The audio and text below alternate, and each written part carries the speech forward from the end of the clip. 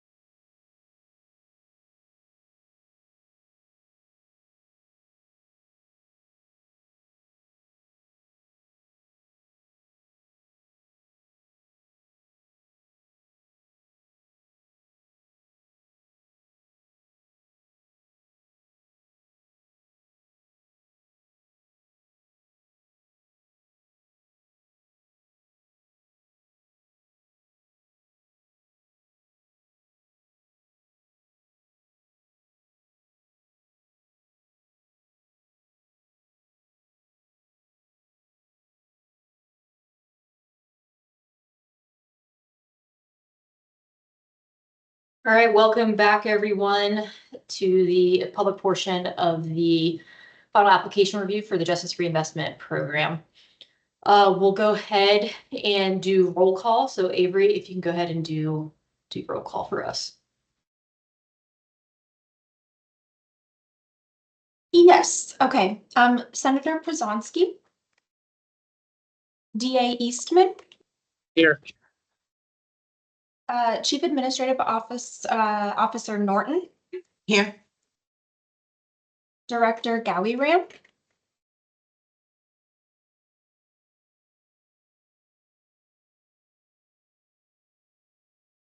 He'll come back, I believe he's here. Sheriff Morrissey O'Donnell. Here. Executive Director Stewart is not able to attend. Justice James. Representative Krupp. Here. Commissioner Gordon. Present. Chief Troxel. Here. Okay, and then Director Gowie-Ram.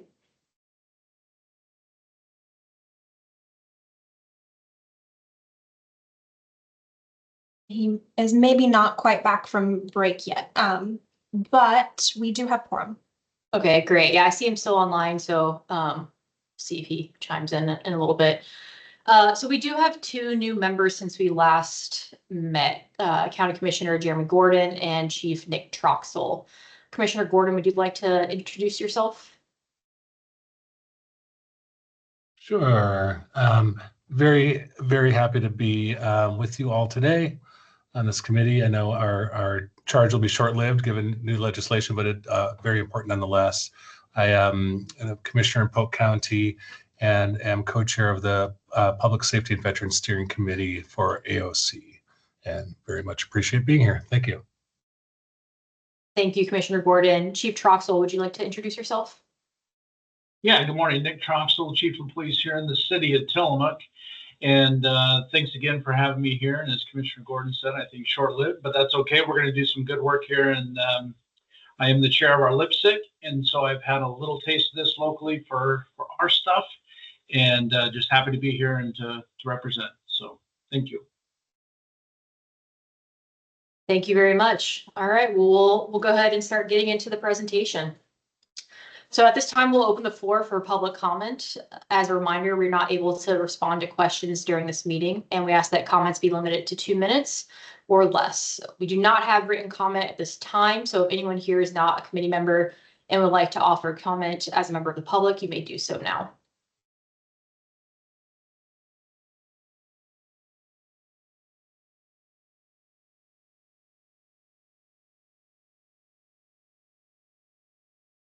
Hearing no comments, we'll go ahead and move into the presentation. So I'm sure most of you are already familiar with this, but here's JRP's purpose. And that's to provide funding for counties to plan, implement, and expand initiatives that establish a process to assess individuals and provide a continuum of community-based sanctions, services, and programs. The two goals for JRP are to reduce recidivism while protecting public safety and holding individuals accountable, and also to reduce prison usage while protecting public safety and holding individuals accountable. Nate, did you have a question? Yeah, I just overheard your question whether or not I was present, and I was having some technical difficulties. Just wanted to make sure you knew I was here. Thank you. I saw you turn on the video and the nice thumbs up, so thanks for that. All right, so we'll go into the formula grant overview at this time. So if you all remember, way back when we were in the preliminary application phase, and now we're kind of moving into a new phase, the final application review process. So we'll do a quick reminder of what happened in that preliminary application review, and then move forward into the final application process. So what the GRC did in the preliminary application is they provided feedback to applicants based on this criteria on whether the applicant's program was designed to reduce recidivism, whether the applicant's county had historically reduced prison usage, and whether the applicant's program was designed to reduce prison usage, all while increasing public safety and holding individuals accountable. And the GRC then provided feedback based off of this criteria. So before we get into staff and GRC's roles for today, there's a quick reminder of the triage process. So House Bill 3064 mandates that we create a triage process, which you may recognize as the green, yellow, and orange categories from the preliminary review. And so we have continued to use these categories in this final application review process. So you'll still see the counties grouped by green below baseline, decreasing usage, and green small counties, and then grouped by below baseline, increasing usage in that yellow category, and then the orange category above baseline, increasing usage. We won't go over the data information or the data slides that you saw in the preliminary application. So those data slides were basically what those little check boxes were. Since we went through that in the preliminary application, that data hasn't changed. We've stuck with the February 2024 to February 2025 timeframe to take that snapshot in time and use a fair process throughout the evaluation phase. So not going over those data slides again unless the GRC has any specific questions. And where we are today, we are in that final application phase, and you'll see in the dotted box there the staff's role and the GRC's role. So if you can see the key down there at the bottom, it indicates what the GRC's role today is, which is to provide recommendations to the commission for full funding, provisional funding, or no funding. So we're very firmly in that GRC swim lane.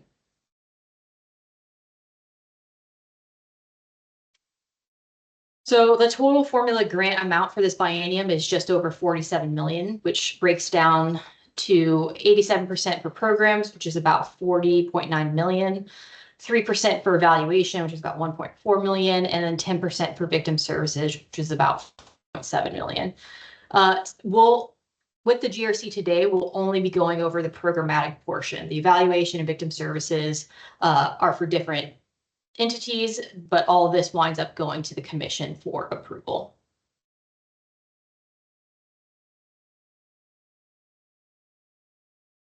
So what staff have already done, what our role for the final application included, was to do that big eligibility review. So any new programs, any substantive changes, and then the budget for any unallowable expenses. We just made sure that everything was eligible, or if not, we flagged it. And then we also addressed GRC feedback. So we compiled county responses and then summarized them for the GRC to review today. A more in-depth budget review. So other than the ineligibility, we went through and looked for things like line items being in the correct categories, making sure counties were requesting within their allocation, descriptions that clearly describe the use of funds and align with their narrative, and then administrative costs being within that allowable amount. And so that's already been done for you, but we will go over the programs or the feedback for today. So good news, every county's application still meets the eligibility requirements, even with that one new program, and if there's one substantive change for a program, both of those still meet eligibility requirements. You'll see the green check mark on each county slide just to remind you that counties are in fact meeting these eligibility requirements. I'm going to pause here for any questions that you all might have on eligibility requirements and what we're using to make funding recommendations today.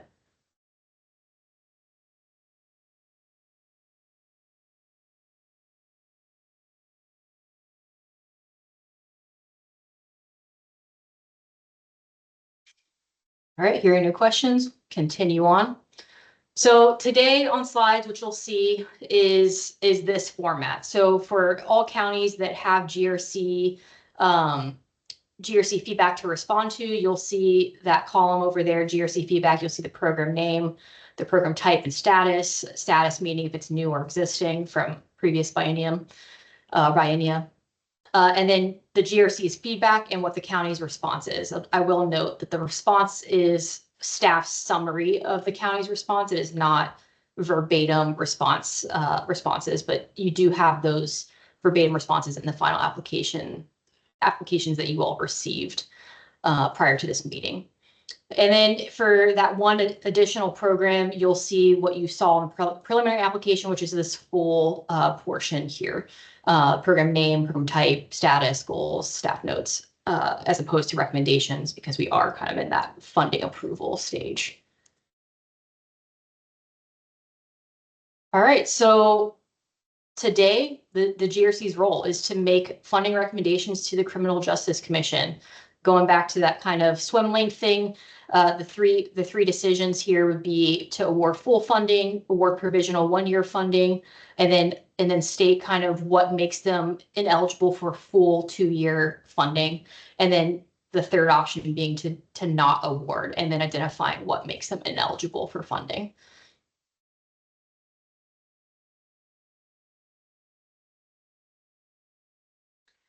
And a little bit on what the impact of those formula grant funding decisions means. So provisional funding, that is guaranteed 1-year funding. The 2nd-year funding would be contingent on future approval. So we would need to meet again. Commission would need to decide on providing that 2nd-year funding. Of note, we would need to specify the issues that have been identified so that those counties can address them. So they need to be specific and they need to be aligned with the eligibility criteria. And then staff would provide additional technical assistance to those counties so that we could help ensure that they would secure that 2nd-year funding. A no funding decision would basically mean that there would be no JRP funding for the 2025-2027 biennium, and technical assistance would still be offered. And then that county would still be eligible to apply for 2027 and 2029 funding. Again, no funding decision being aligned to eligibility criteria and us needing to specify what that is. So I'll pause here for any questions just on the formula grant overview. So we're firmly in the formula grant portion of the review. We'll move into the competitive grant at the end of the presentation. Any questions on the overview before we get into the application review process?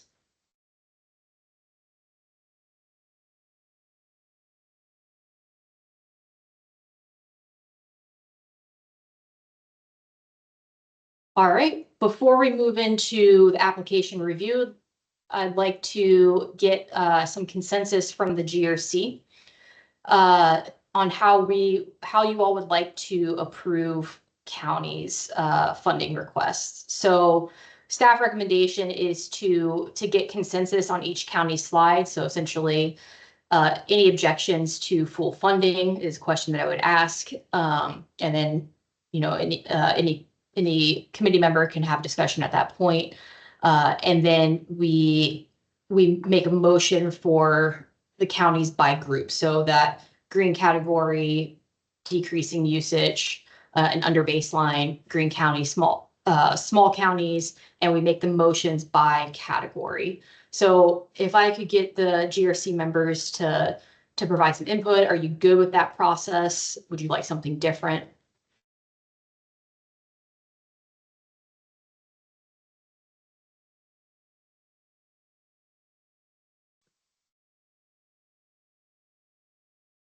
I will take silence as a consensus unless I hear otherwise.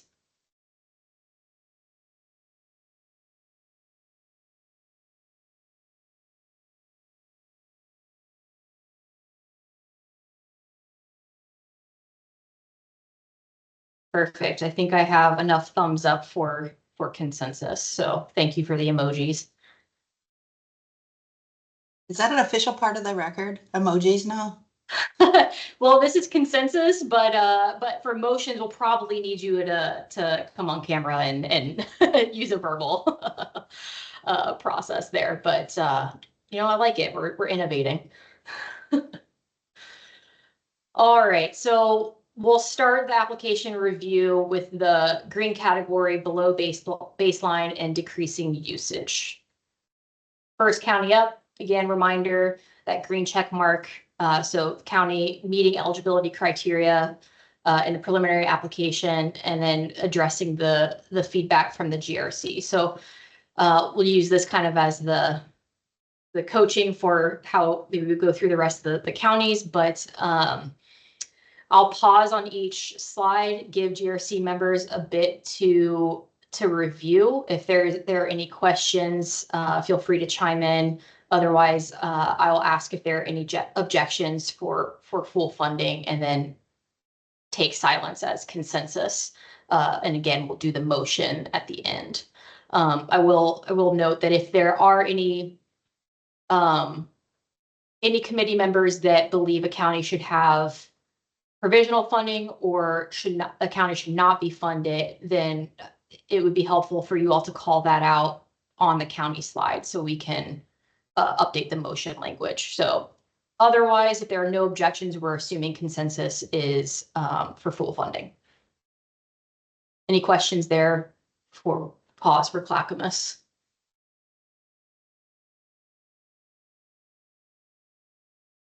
All right, so we'll go ahead and pause, allow you committee members to review Clackamas's responses to your feedback. Clackamas, I believe, has two slides, so I'll go through those and then give you all time to review them.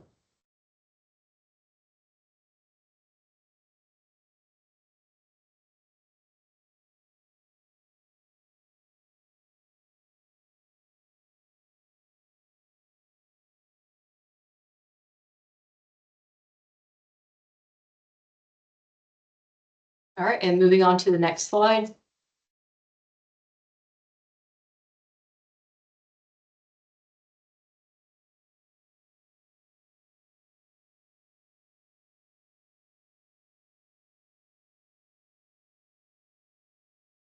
And so at this point, do we have consensus for full funding, meaning any objections to full funding?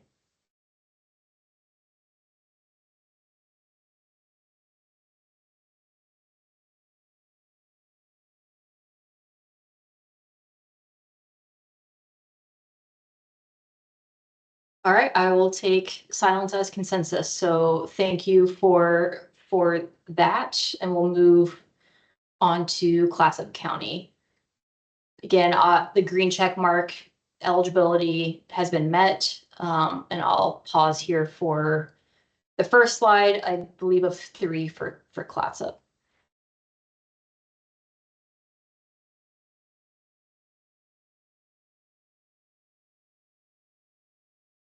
And again, if there are any comments, please feel free to chime in. Otherwise, I'm just pausing, letting you all have time to review.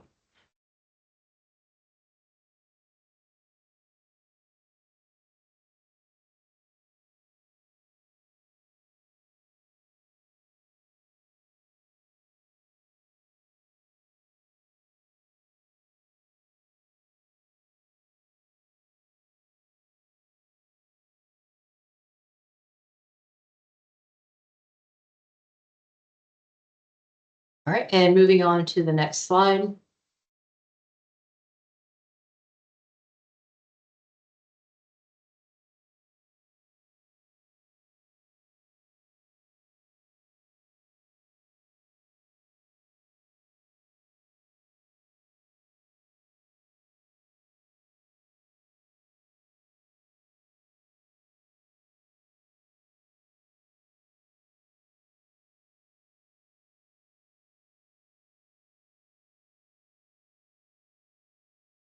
All right, do we have any objections to full funding for Clatsop County?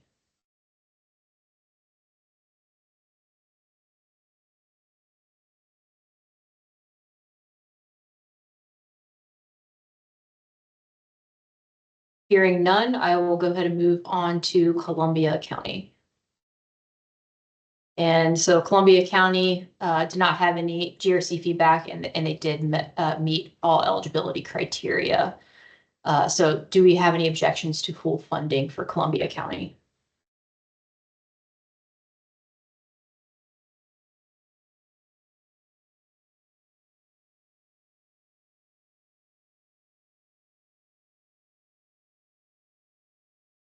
Hearing none, we'll go ahead and move on to next county.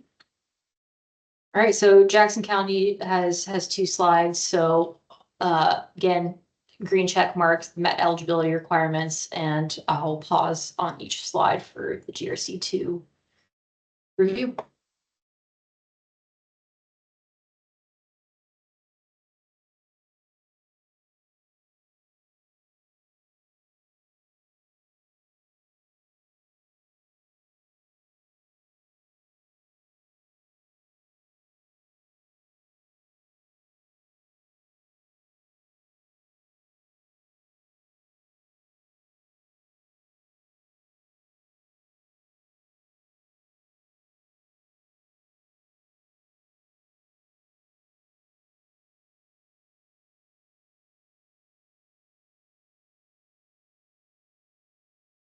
All right, and moving to the next slide.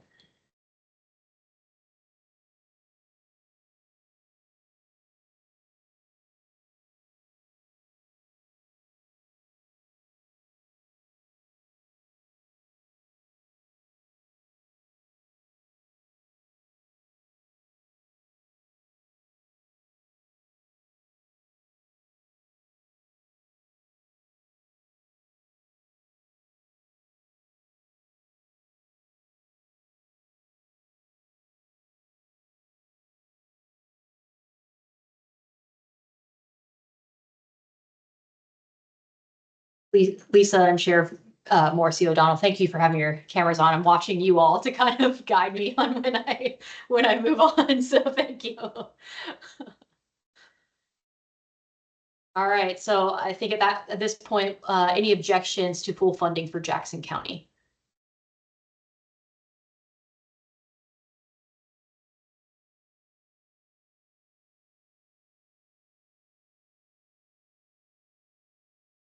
All right, hearing none, we'll go ahead and move on to the next county. So Lincoln County did add a program. I believe this was the only county that added a program in between the preliminary application and the final application. So we did that same eligibility review, staff did. The information is there for you on the slide. Staff did not note any issues with the program. It also meets eligibility criteria. So unless there are comments or concerns from the committee, staff recommend full funding.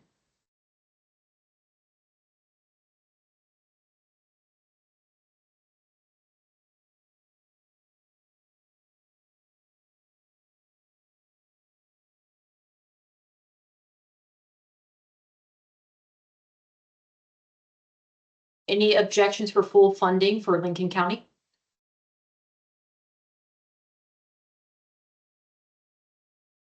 All right, hearing none, we will move to the next county.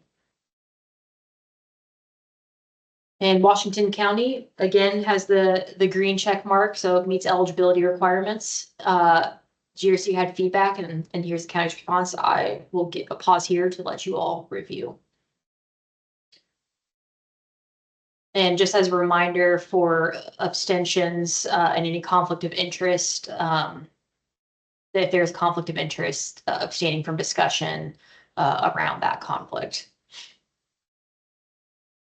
And then, of course, the vote and the motion.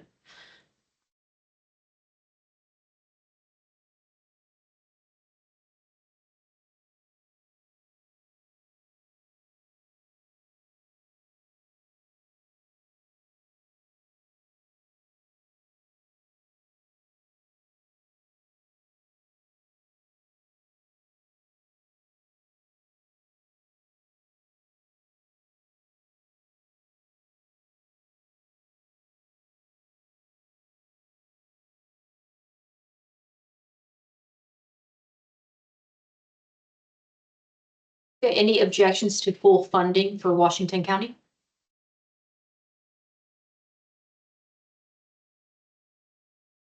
I don't have an objection. I have a question though. Yep. As I'm looking at equitable access, has disparities been addressed before with Washington County, I understand there's some sustained disparity. When you Has- say, so has equity kind of been addressed in the past? Has Washington County looked to kind of embed equity? Maybe from the past, not having had it and moving more towards the future? Trying to. Correct. My Yeah. only recommendation, and the reason I ask that is because maybe some technical assistance to Mhm. ensure that that equity is embedded moving forward. I don't know if that's something that GRC could help with. Yeah, so we kind of have a couple options here. You can make that as a note, so something that you want to put on the record or flag for the commission to add or to put on the record of, hey, can we monitor or provide technical assistance to ensure equity is embedded across the program? That's what I'd like to do. I just want to call it out. There's no, I don't want to do funding.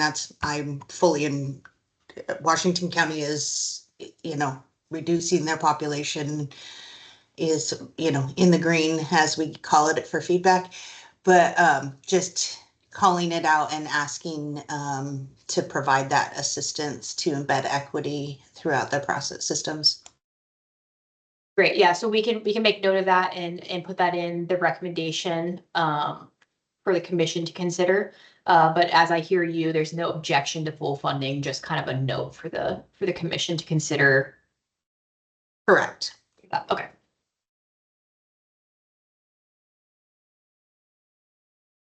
Chief Troxel, was that a consensus there from you on that? Yeah, I was looking at the same thing, so I appreciate you speaking up, and I would agree. Okay, thank you. Any other comments before we move on from Washington County? All right, so we have full consensus for full funding for Washington County with the note from Lisa regarding embedding equity across the program.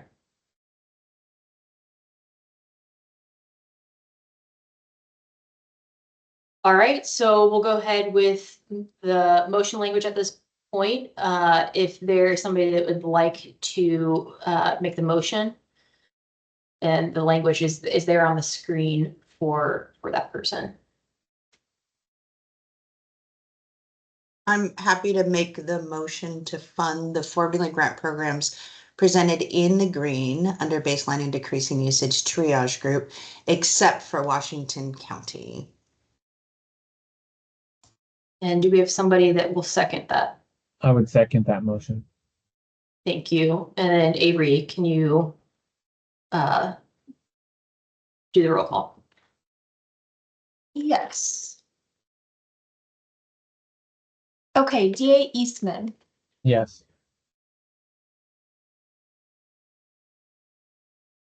CAO Norton,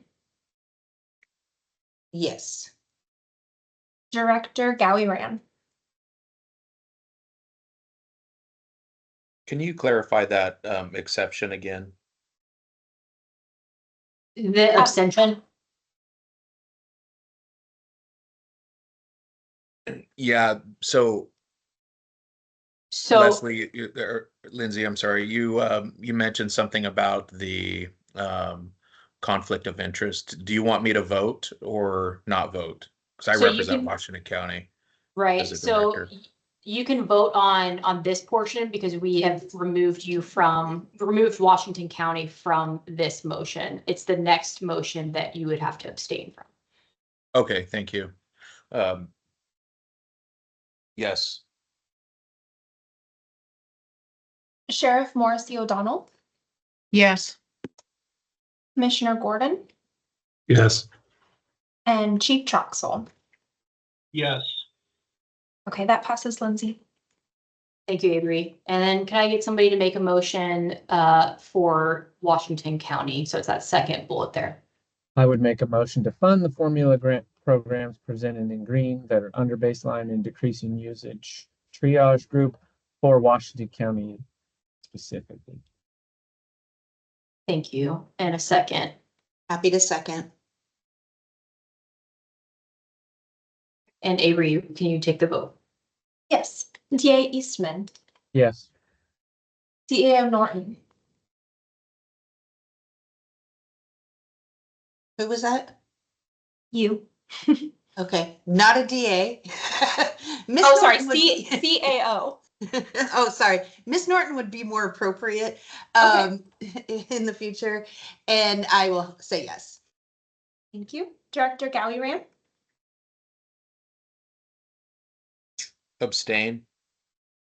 Sheriff Morrissey O'Donnell, Yes. Commissioner Gordon, Yes. and Chief Troxel. Yes. Okay, that passes, Lindsay. Great. Thank you, everyone. All right, we will move into the next green group. So small counties and same format. So for Baker County, again, green check mark, met the eligibility requirement. We have 2 slides, so I'll pause on each slide and we'll continue the process here.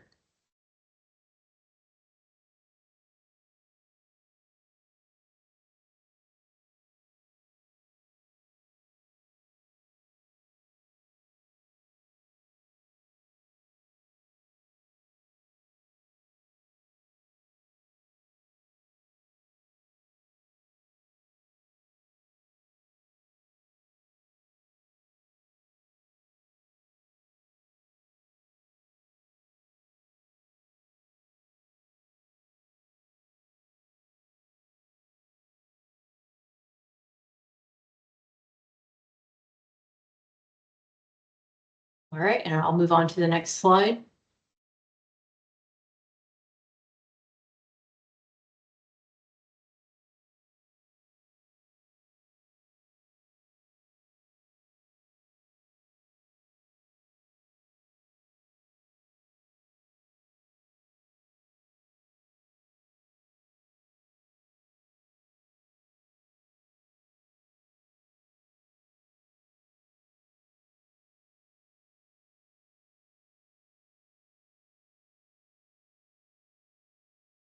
All right, and so do we have any objections to full funding for Baker County?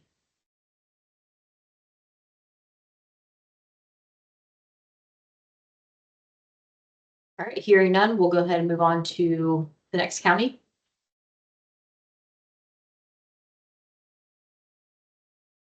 So Crook County did not have any clarifications requested from the GRC, so excuse me, I'll go ahead and move forward with asking if there are any objections to full funding for Crook County.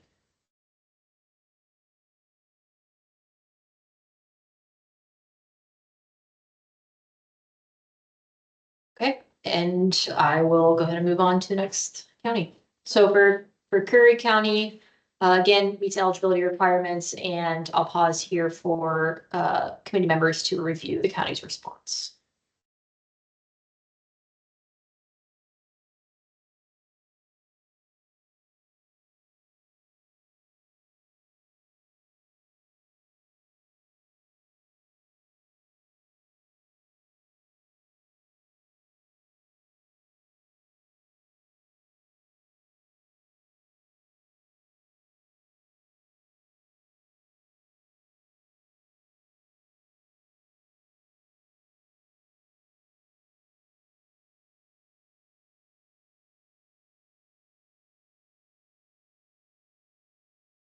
All right, any objections to full funding for Curry County?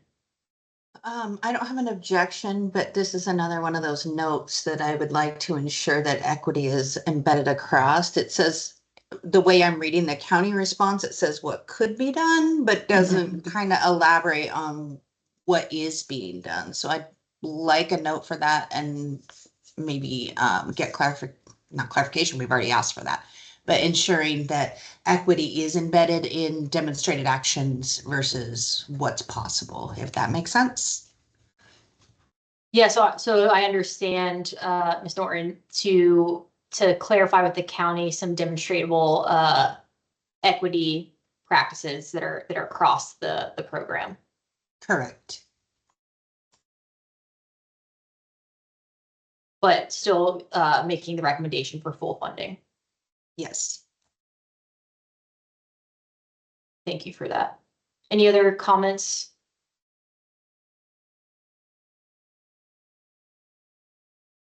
All right.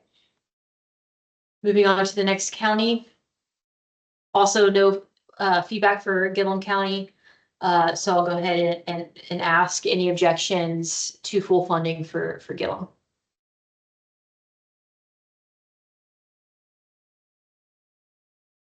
Hearing none, I will move forward.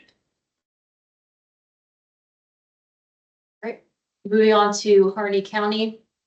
Again, the county has met eligibility requirements, but I'll pause for the committee members to review.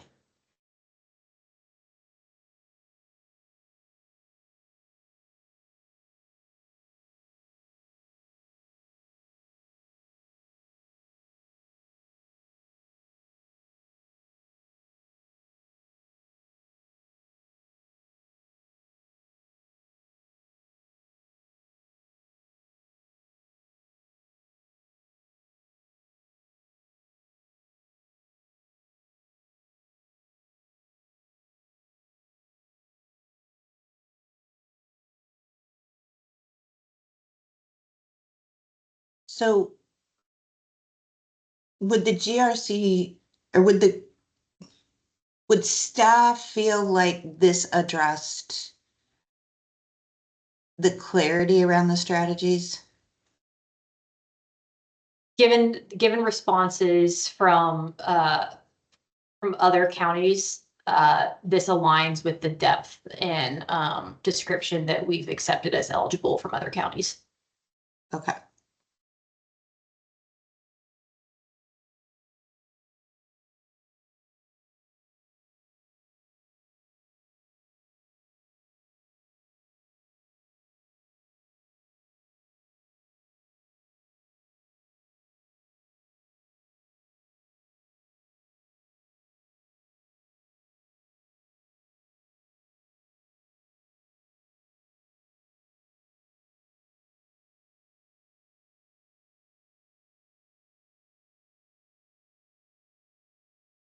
Any objections to full funding for Harney County?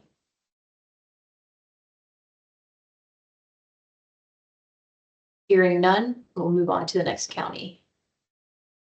Hood River did not have any clarifications requested from the GRC. So I'll go ahead and ask any objections to full funding for Hood River County.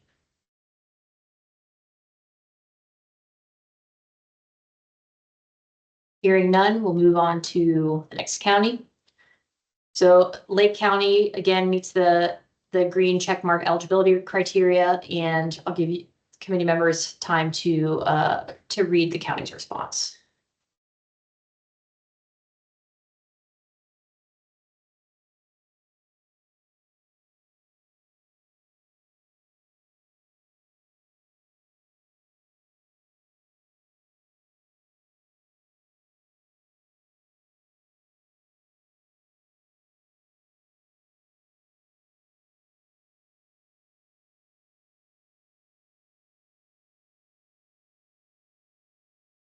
Okay, any objections to full funding for Lake County?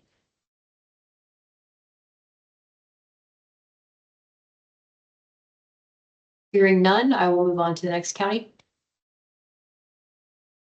So we do have a few slides for Malheur County, and they do meet eligibility requirements. However, GRC did have feedback, I believe for each slide. So I'll pause for each slide, allow time for the committee members to review, and then we'll proceed with the same format of asking questions for comment or objections.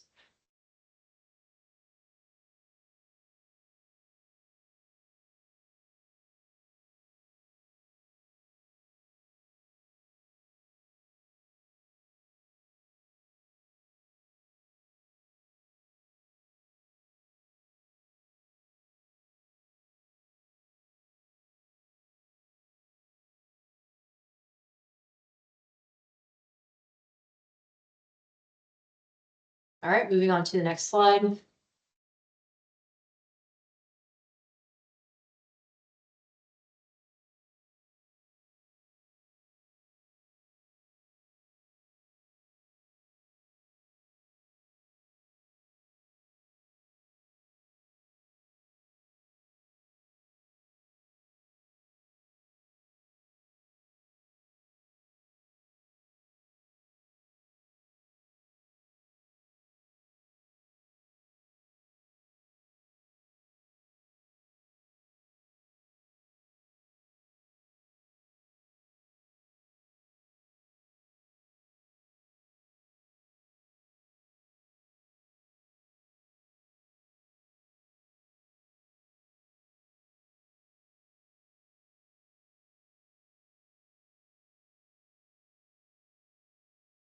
All right, and moving on to the last slide for Malheur County.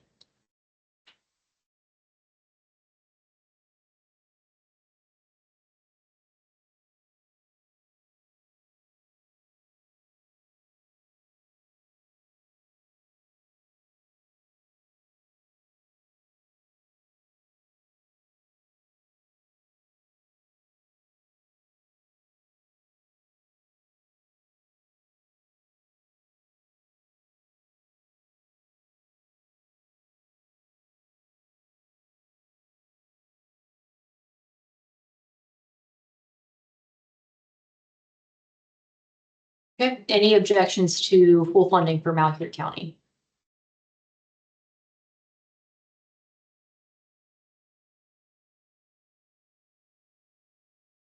Hearing none, we will move on to the next county. So for Morrow, again, the county meets eligibility requirements, and I will pause for committee members to review county responses to GRC feedback.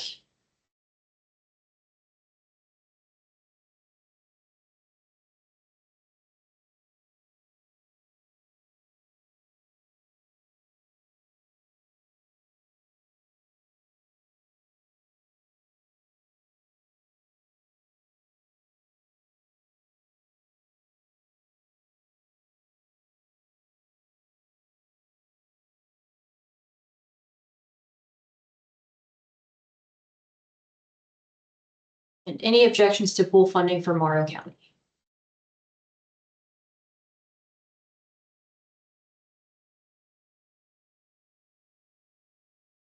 Hearing none, I will move on to the next county. Sherman County, again, green check mark, meeting eligibility, and I'll pause for committee's review.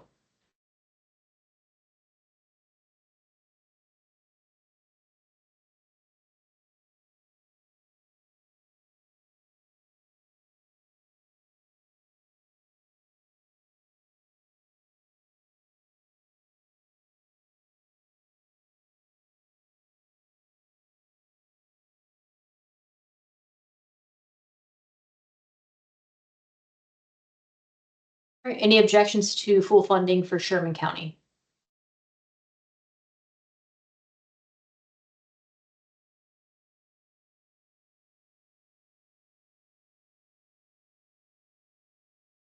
Hearing none, I will move on to Tillamook County, where as a reminder, if there are conflicts of interest, to abstain from discussion and engagement in this portion.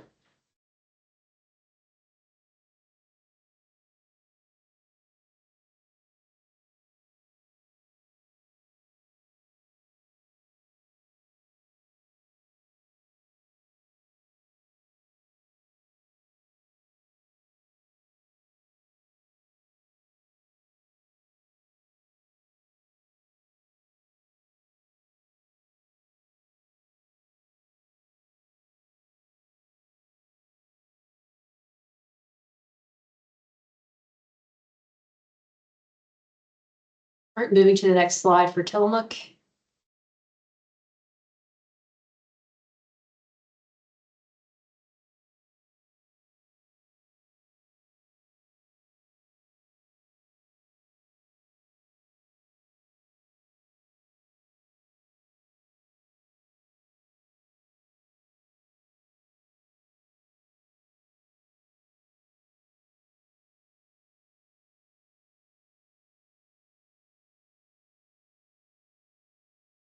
All right, and the third of 4 slides now.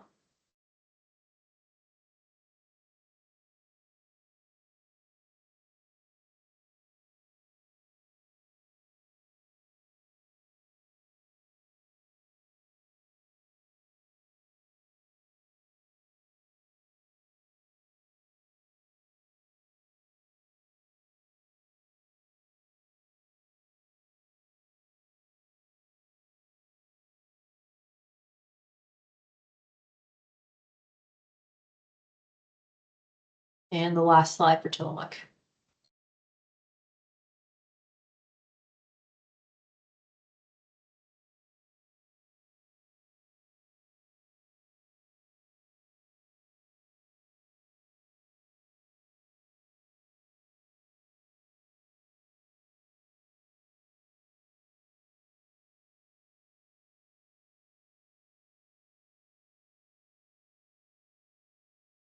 Okay, any objections to full funding for Tillamook County?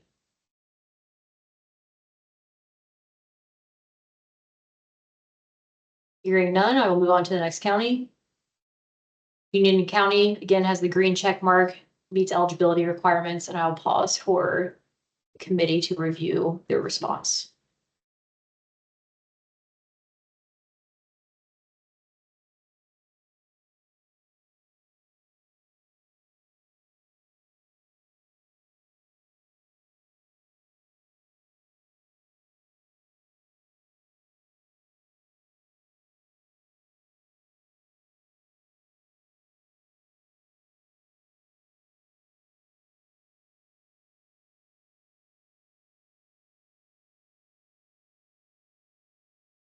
All right, and moving to the next slide for Union County. Can we, before we go back, I'm trying to understand the restitution program, that would be in the original applications, right?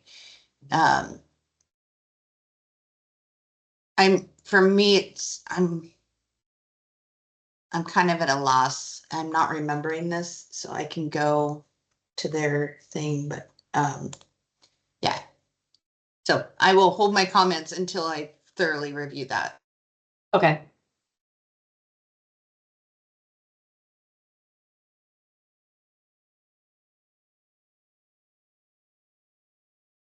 If you'd like, Ms. Norton, I can read the program summary we have for the restitution program. I've got it pulled up. You can go move on to the next Okay. slide if there is one, and then I can try and multitask, although probably not successfully. Okay, all right, well, here's the last slide for Union County, and if you need more time, Ms. Norm, just let us know, and we can pause for a little bit longer.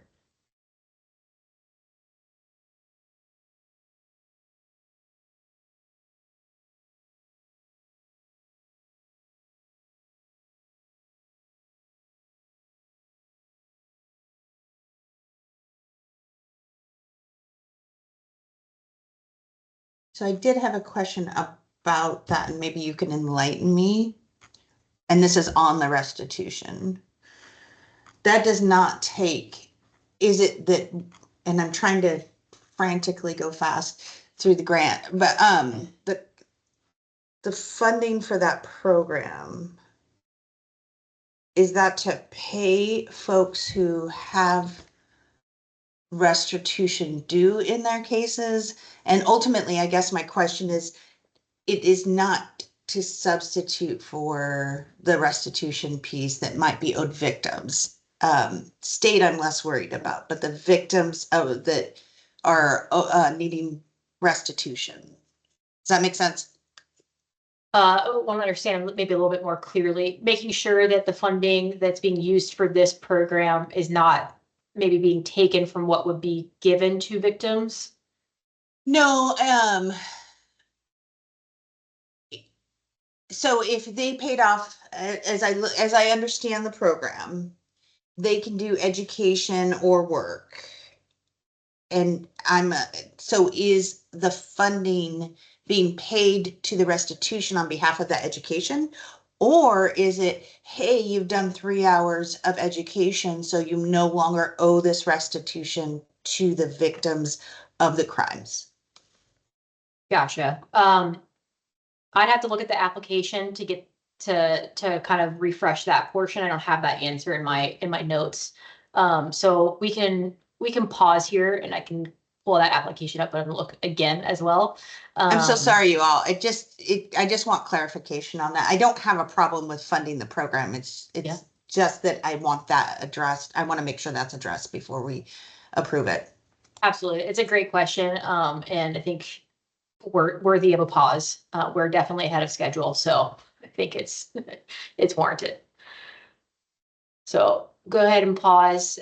If committee members would also like to look it up, that's for you. I'm going to pull it up myself and read through, and then let you know what I find, Ms. Norton.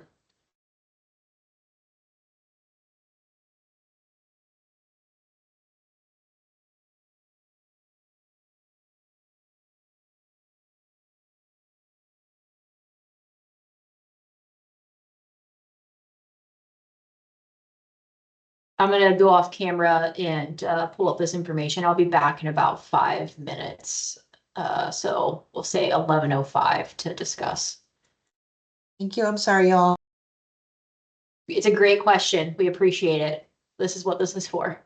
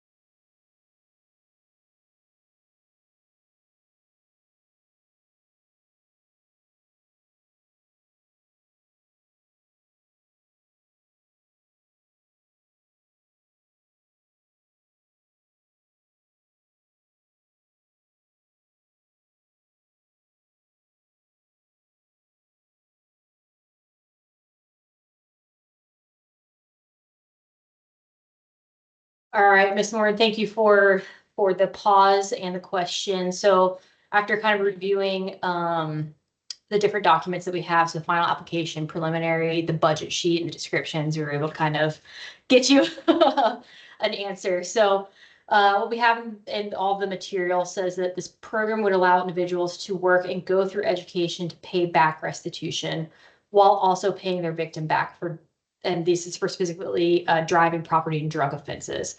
From the final application, the county responded that the program involves monetary payments, community service, and other forms of public service to fulfill those various sentencing goals. So I guess my concern with this particular program, again, it's not the full funding, so I don't know if now's the time to talk about that, is from what I can see from the budget, they're just funding a restitution officer. So I'm not clear how that would lead to their end goal, if that makes sense. I could see it if they're saying yes, and we're setting aside 30,000 for restitution fees that folks can, you know, if they complete at $6 an hour, whatever. But from what I can tell, and correct me if I'm wrong, they're just funding a restitution officer with no clear plan. So I'm reluctant to fund that in that I don't think it's going to accomplish what they think it's going to accomplish unless funds are coming from somewhere else and I'm missing something. Happy to take feedback from other members of the committee, but that is kind of my concern. Noted, and I'll pause for committee members to kind of have discussion around that, and I can provide some insight too.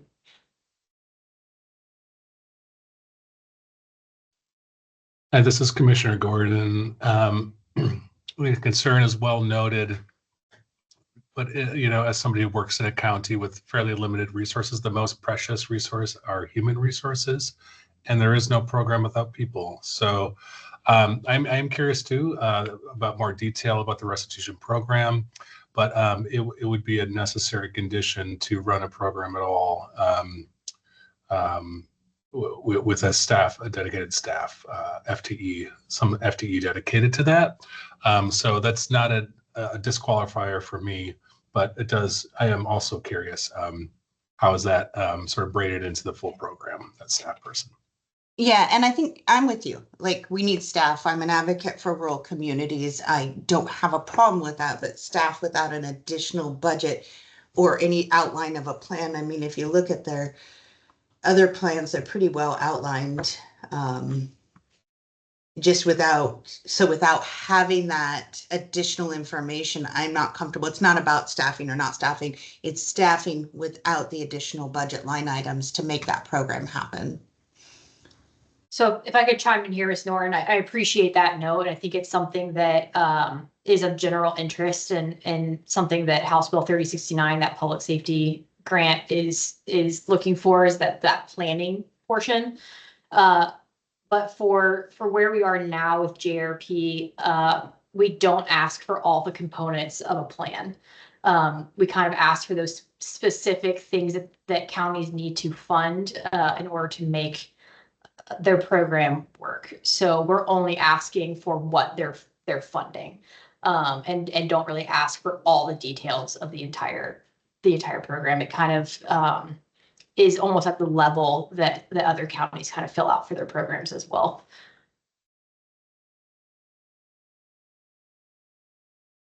Nate, go ahead. Yeah, thanks for the discussion. As it relates to Union County, I'm not exactly sure what their amount of funding is for the funding formula, but 10% is only allocated to the victim services. And I'm guessing Union County doesn't have a whole lot of funding formula allocated to victim services from the 10% carve out. And so, you know, my take on this particular recommendation or ask is I almost applaud them for prioritizing victims and restitution, because it's going above the 10% that's allocated for victims, and they're carving out even more for victim restitution and collection.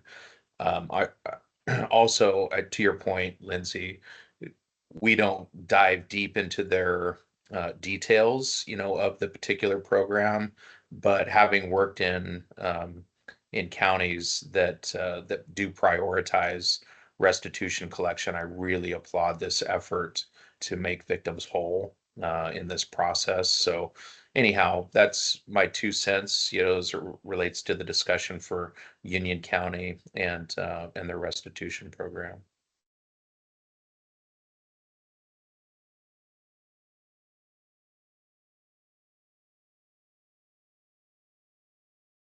And I'm fine with moving forward if other folks feel that way. That was my concern. So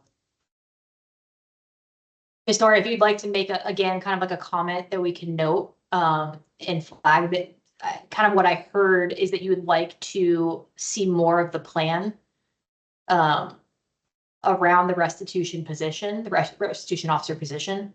I would, and see how it coordinates with other things, because I also think too, I believe it was Nate's point, if that works, it would be great for other smaller communities to try and replicate that if that's what's appropriate in their area. I have no problem with that.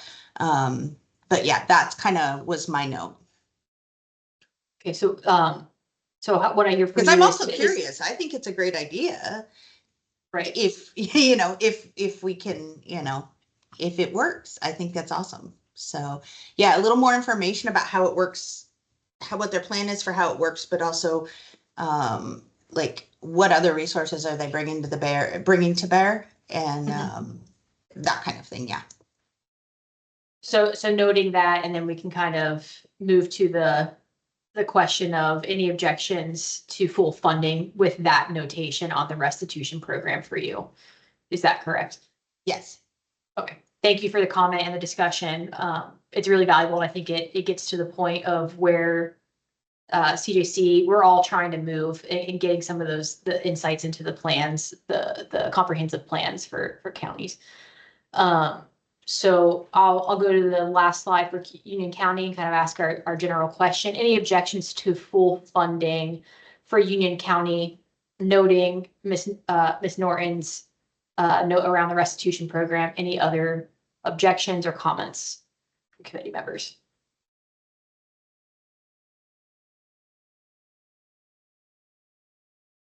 So having consensus for full funding for Union County, we'll go ahead and move forward to Wallowa County.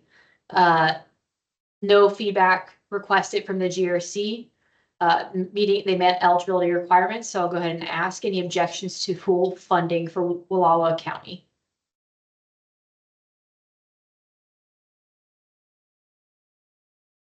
Hearing none, I will move to Wasco County. Also, no clarifications requested from the GRC, and seeing that they have met eligibility requirements, I will ask any objections to full funding for Wasco County.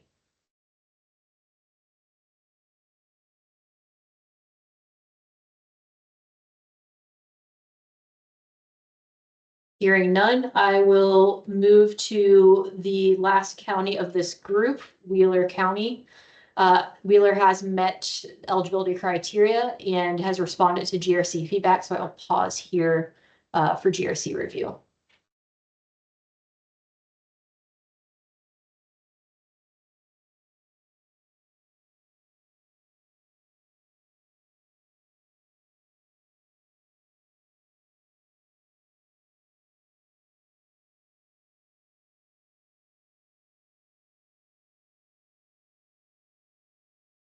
Any objections to full funding for Wheeler County? Okay, hearing none, I will move to the motion portion for the green triage group for small counties. Again, just as a reminder, for any conflicts of interest to abstain from the portion that applies to you. So that would be Tillamook County. That would be a second call out motion. For the first motion, Tillamook can participate. So do I have somebody who would make the first motion? I would move to fund the formula grant programs presented in the green, the smaller counties, except for Tillamook, and it's nothing against Tillamook that I'm accepting them. Thank you. Do I have a second?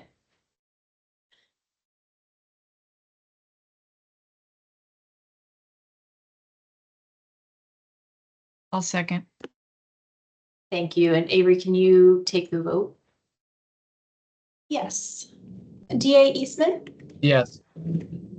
Miss Norton, Yes, and I concur. It feels weird to call out Port Tillamook or anybody who has a conflict. Director Gowy, Yes. Sheriff Morrissey O'Donnell, Yes. Commissioner Gordon, Yes. and Chief Troxel. Yes. Okay, thank you. That passes. Thank you. And because we do care about Tillamook County, we do also have a motion for Tillamook County specifically. It almost makes them special in maybe some ways, but if somebody could make a motion for that second bullet. I would also so move. Oh, sorry. Thank you. And then if a second.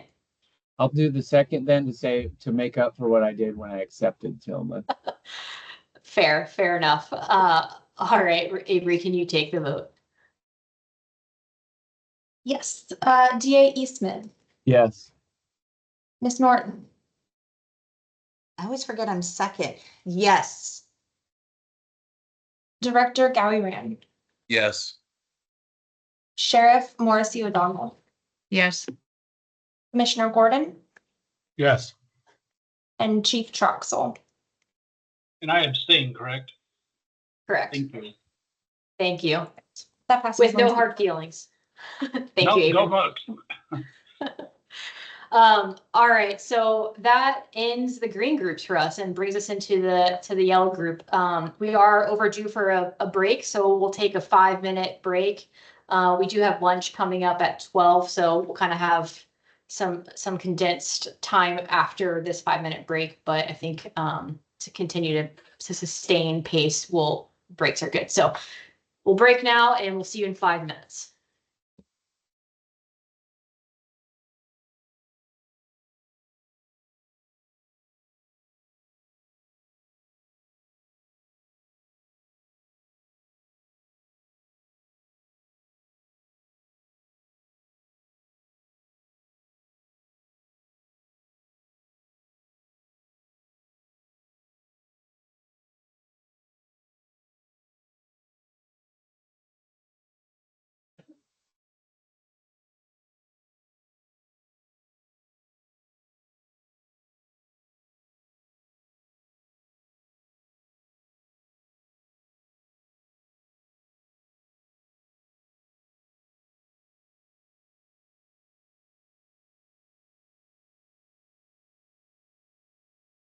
I feel like I'm going insane. Like this was the way that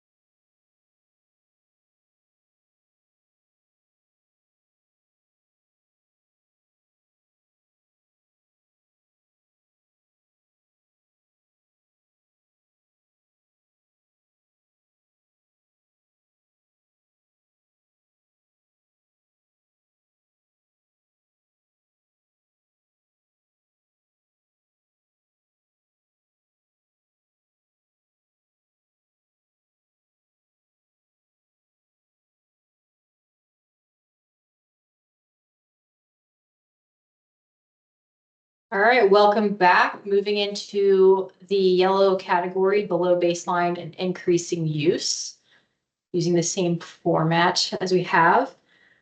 So for Coos County, they have met eligibility requirement and do have some GRC feedback that they've responded to. I believe there are 2 slides, so this is the first, and I'll pause here for committee members to review.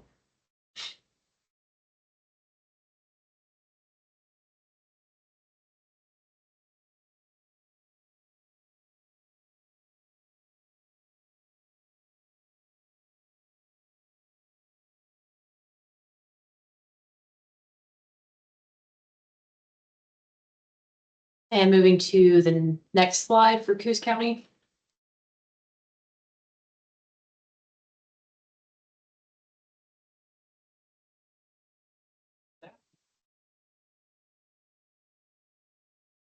Not anymore? No, I've never once.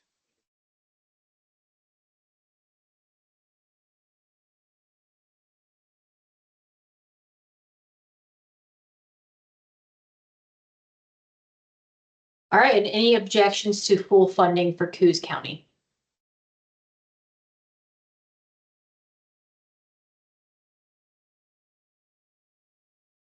Hearing none, move on to Deschutes County, and I will give committee members time to review their response. As a reminder, they do meet eligibility requirements. Little overlap there, apologize for that, but I do meet that.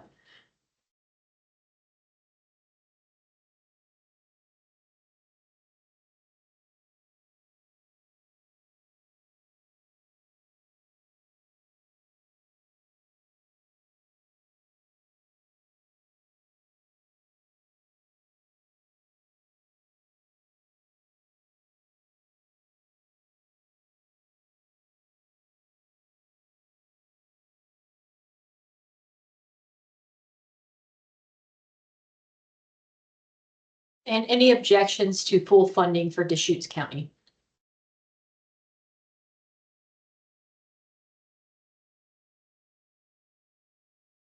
Hearing none, we'll move on to Klamath County. And I will pause here for GRC for the committee to review their response.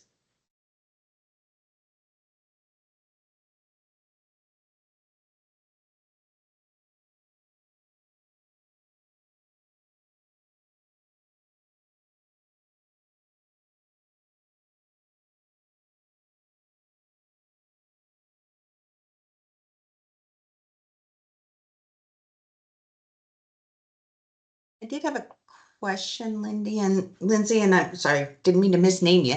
That's all right. Lindsay, words fat hard.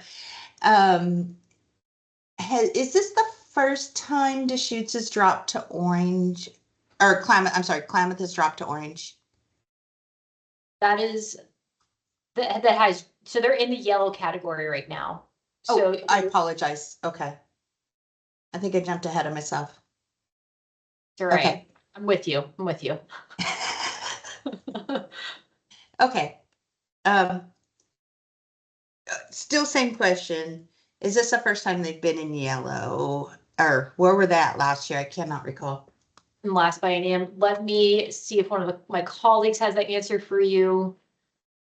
Just give me a minute.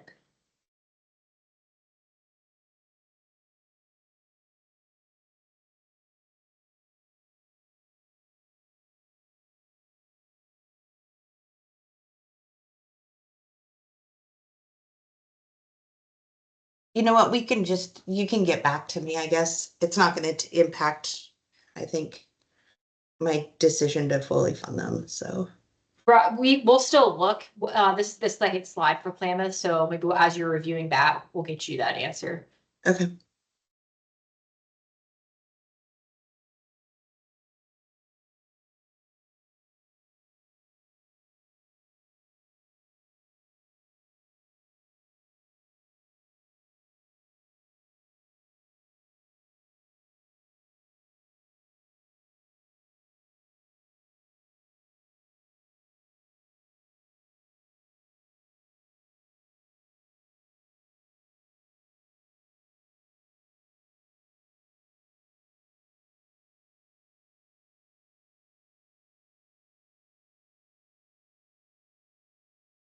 So Klamath was in the yellow category last biennium as well. Thank you.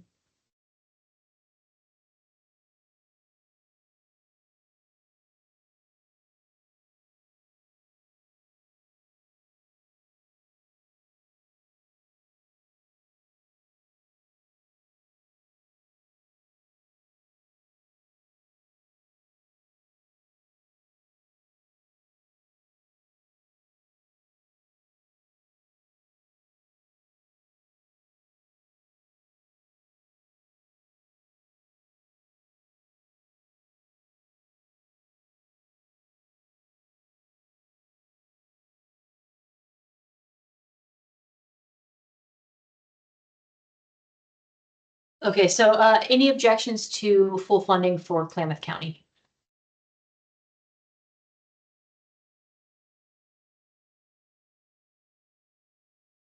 Hearing none, go ahead and move into Lane County. So also has met eligibility criteria and believe has 2 slides. So I'll pause here for review and then move on to the next slide.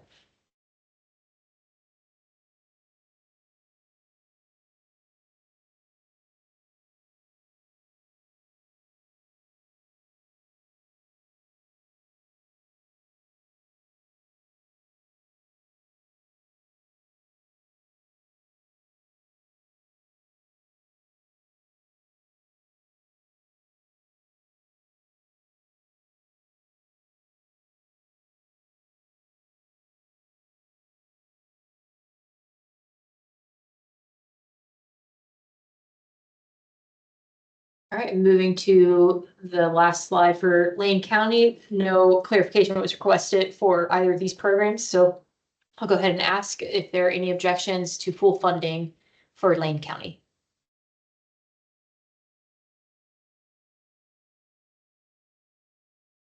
Hearing none, we'll move into Lynn County. See, words, right, Ms. Norton? Just got to make sure we get them right.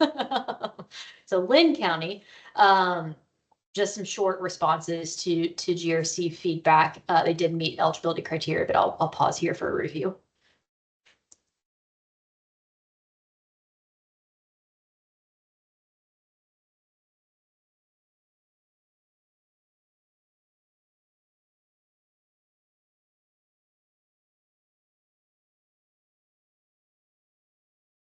And last slide for Lynn County, again, very short responses.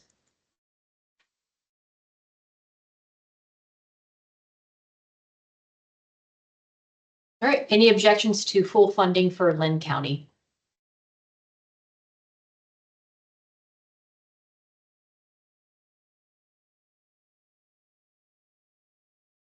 Hearing none, we'll go ahead and move into Marion County. So Marion County does meet eligibility requirements or criteria, excuse me. We are noting the substantive change. So this program was listed in the preliminary application. However, there was a substantive change and we summarized that there for you. Our review does show that it's still this changed program does still meet eligibility criteria. However, giving you all time to review that change and have discussion if you'd like. This will be the first of 3 slides for Marion County. So I'll pause here for your review.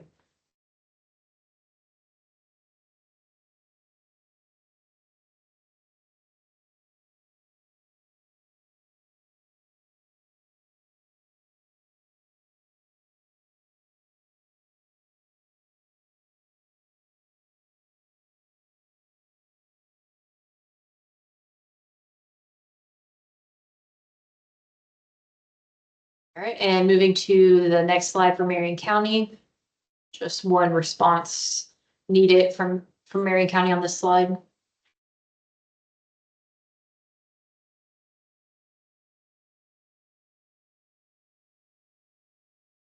Lindsay had a question. So if they're not moving forward with the resource center staff, is that why is the budget in the final application, the mental health and evaluation specialists, have they just kind of traded those out then? because it's still showing that that program. Oh, I guess that is. Okay, so it's stabilization center that's not being moving forward. Okay, sorry, my Correct. apologies. Okay, That's thank all you. right. It's I had to read it a few times too, the center portion. So yeah, the resource center, they're still keeping the program name. The stabilization center is the substantive change that's no longer being funded, and then some of those roles are shifting. I appreciate you all. Thank you.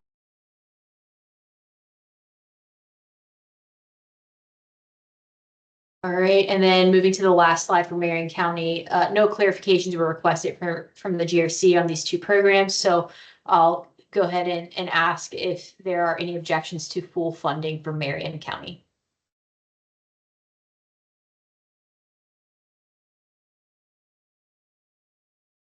Hearing none, I will move to Multnomah County and will again remind around conflicts of interest and abstaining from discussion or if there is that conflict of interest. So Multnomah County meets eligibility criteria, and this is the county's response to GRC feedback.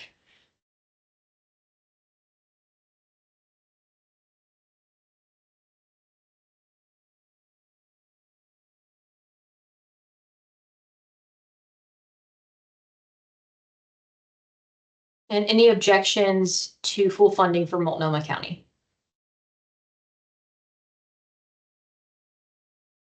Hearing none, move to the next county.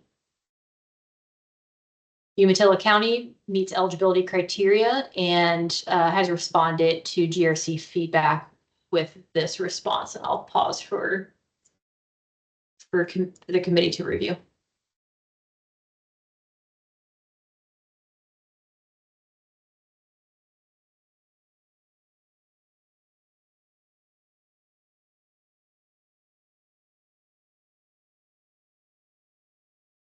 And moving to Umatilla's last slide, pause for review.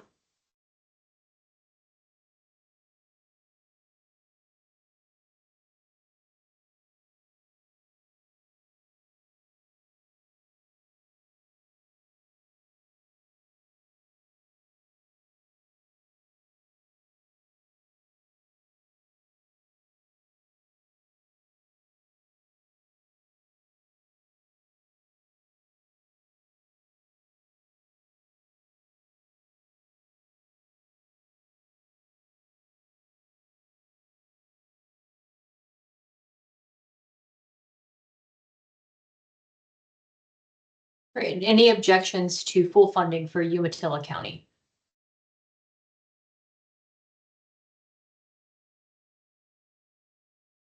Hearing none, we will move into the last county for the yellow category, Yamhill County.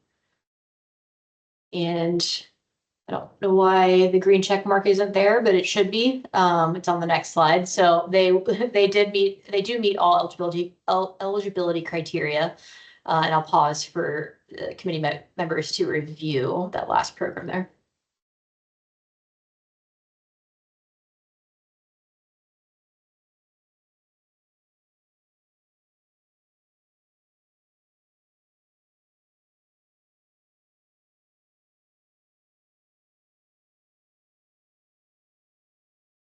All right, and moving into Yamhill's second slide and last slide, pause for review.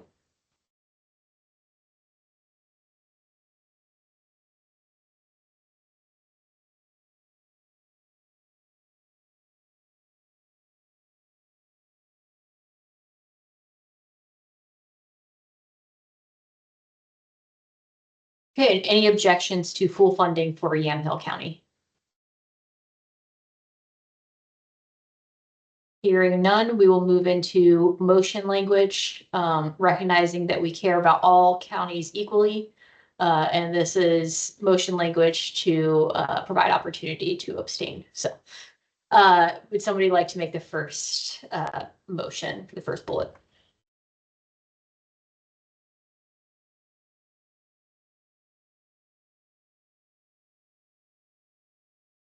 I would move This is to- Jeremy. I move to fund the formula grant programs presented in the yellow triage group, except for Multnomah. Second. Lindsay, this is Nate. I second. Thank you. Avery, can you take the vote? Yes. DA Eastman, Yes. Miss Norton, Yes. Director Gowie-Ran, Yes. Sheriff Morrissey O'Donnell, yes, Commissioner Gordon, Yes. and Chief Troxel. Yes. Okay, that passes, Lindsay. Great, thank you, Avery. And can I have somebody make a motion for the second bullet? Lindsay, this is Nate. So moved. Thank you. And a second, if possible. Josh would second. Thank you. And Avery, can you take a vote? DA Eastman, Yes. Miss Norton, Yes. Director Gowie-Ran, Yes. Sheriff Morrissey O'Donnell, abstain, Commissioner Gordon, Yes. and Chief Troxel. Yes. Okay, that passes, Lindsay. Thank you, Avery. All right, moving on to the last group of the formula grants. So I think there are 4. So that'll probably bring us right to lunch break. Maybe anticipate a pause after this group.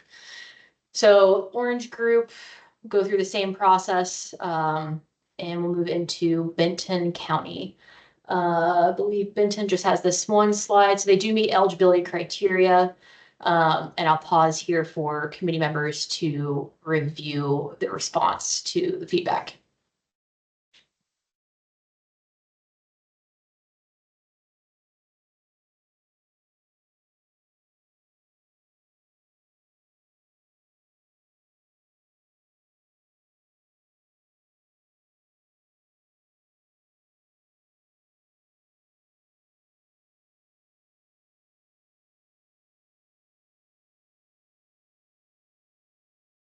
Lindsay, just for clarification, because these are the orange counties, are we gonna go into more detail on history and stuff after the feedback?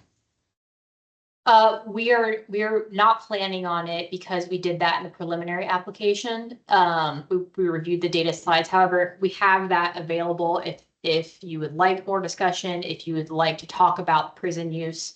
That's there for you. What we kind of addressed from the preliminary application was any feedback. So we do have some counties in this category where GRC did ask about prison use. And I believe it was generally because the committee members wanted more clarification from the preliminary application responses.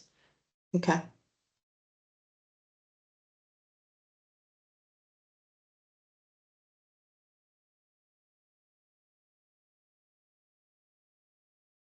So any objections to full funding for Benton County?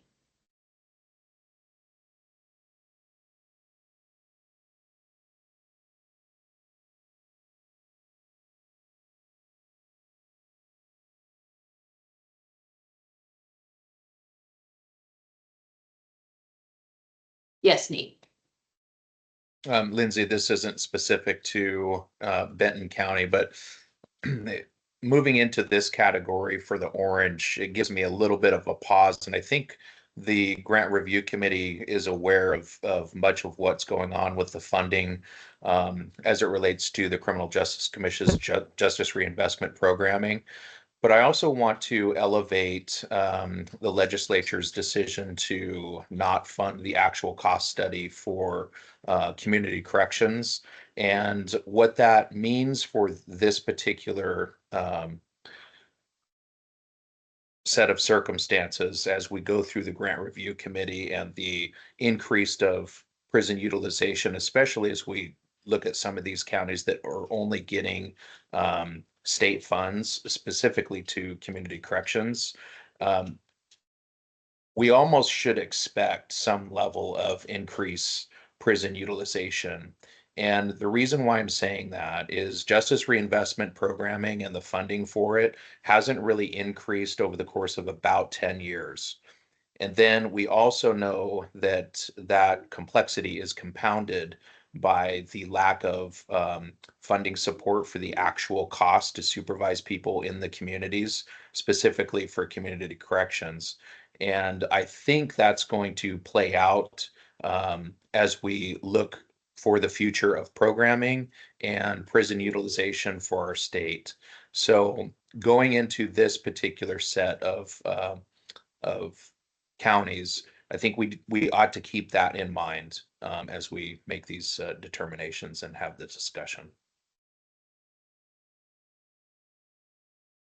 Thanks, Nate. Appreciate that. And I think maybe to Miss Norton's point too, just prison use being a part and a component of JRP. So it likely being a portion of this discussion and, considering the county's responses and GRC's feedback and how counties responded to that, I think is kind of where we are. But recognizing Miss Norton's point around acknowledging that part of the program is prison use. And then Nate, your point kind of around the local factors maybe contributing to some of that.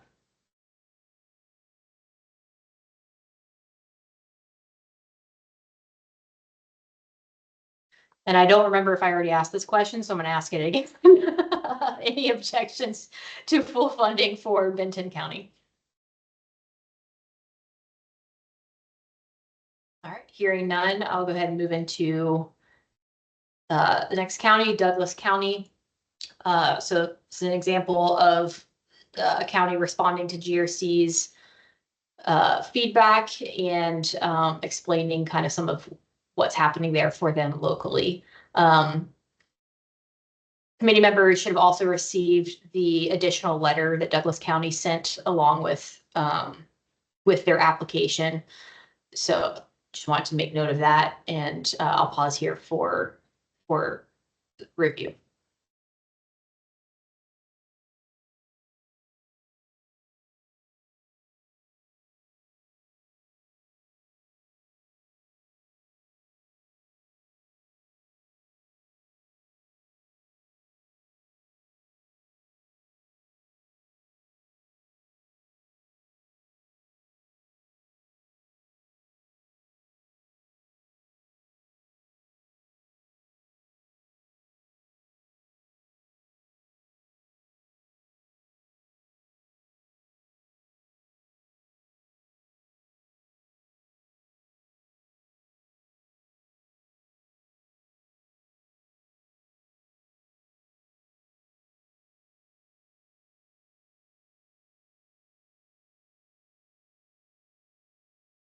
I would comment here, or I guess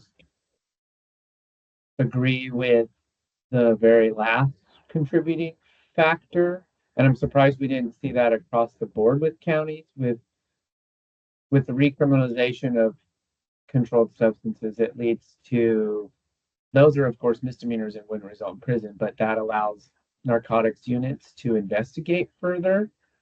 And then with 4002 undoing Hubble, what used to be, or under Hubble, what would have been probation now goes back to a 475-930 mandatory sentence. So like under Hubble, somebody with 10 pounds of meth with no record would be a presumable probation case. And then under the old system, and then what we've returned to since 4002, that person would be a 10I, which is 58 to 60 months. And that 475-930 does not allow for downward departures, even durational, let alone dispositional. I'm assuming most counties still modify or do it in order to incentivize accountability, but I can echo that. And I was surprised that maybe there wasn't a more uniform increase in drug sentences with the return to sort of the pre-measure 110, I guess, rules.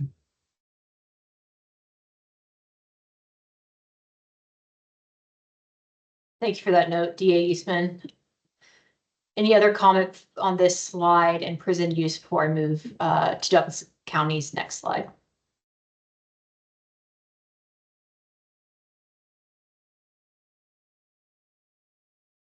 All right. So the last slide for Douglas County, there's no GRC feedback requested. So at this point, I will go ahead and ask if there are any objections to full funding for Douglas County.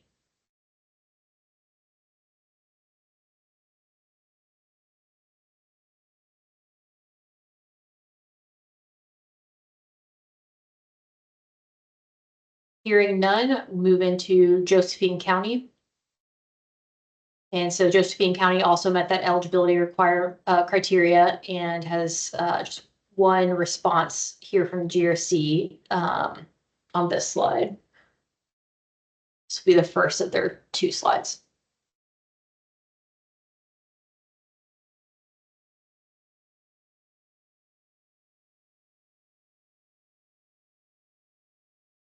And just as that, again, that reminder, this next 2 slides will probably have some conflicts of interest. And so just to abstain from discussion and participation when there is that conflict of interest.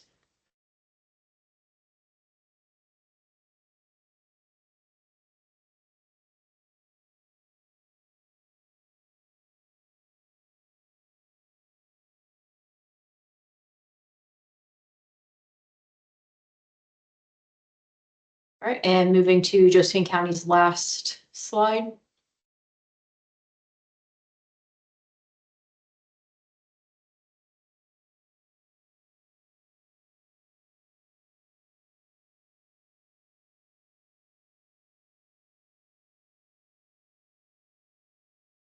Okay, and any objections to full funding for Josephine County?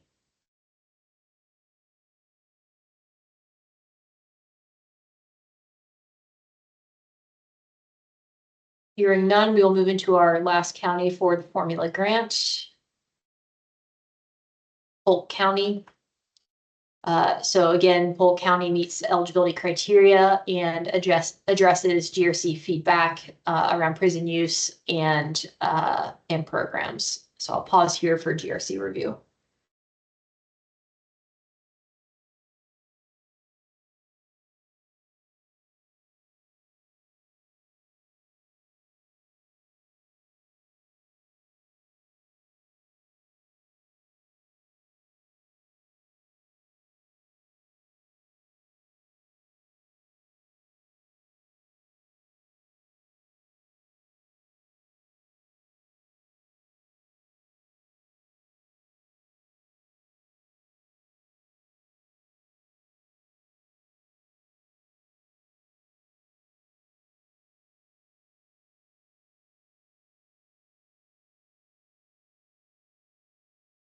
All right, and any objections to full funding for Polk County?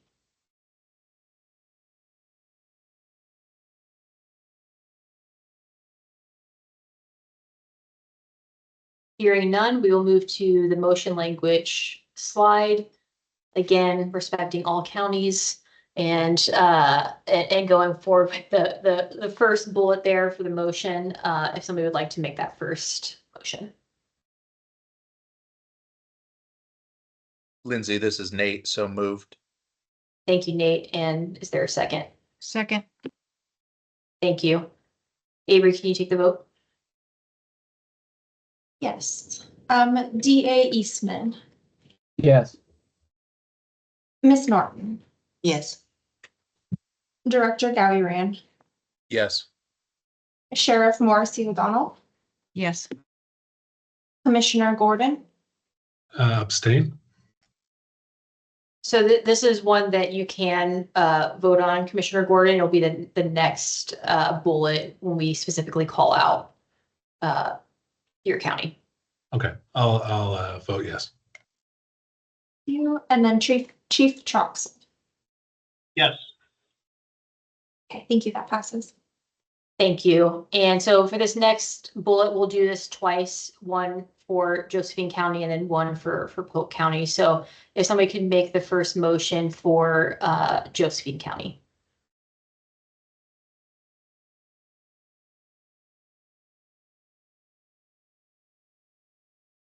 This is Nate. Lindsay, so moved. Thank you. And is there a second? Second, Gordon. Thank you. And then Avery, can you take the vote? Yes. DA Eastman, Abstain. Miss Norton, Miss Norton. Yes. Sorry, yes. Sorry, Darn waiting for button. you. I missed the days when we're in person. Director Gallivan, Yes. Sheriff Morrissey O'Donnell, Yes. Commissioner Gordon, Yes. and Chief Troxel. Yes. Okay, that passes. Thank you. And if somebody could make the motion for that second bullet for Polk County.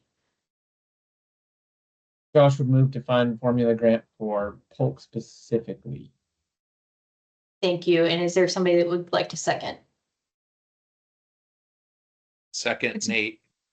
Thank you, Nate. Avery, can you take the vote? Yeah. DA Eastman, Yes. Miss Norton, Yes.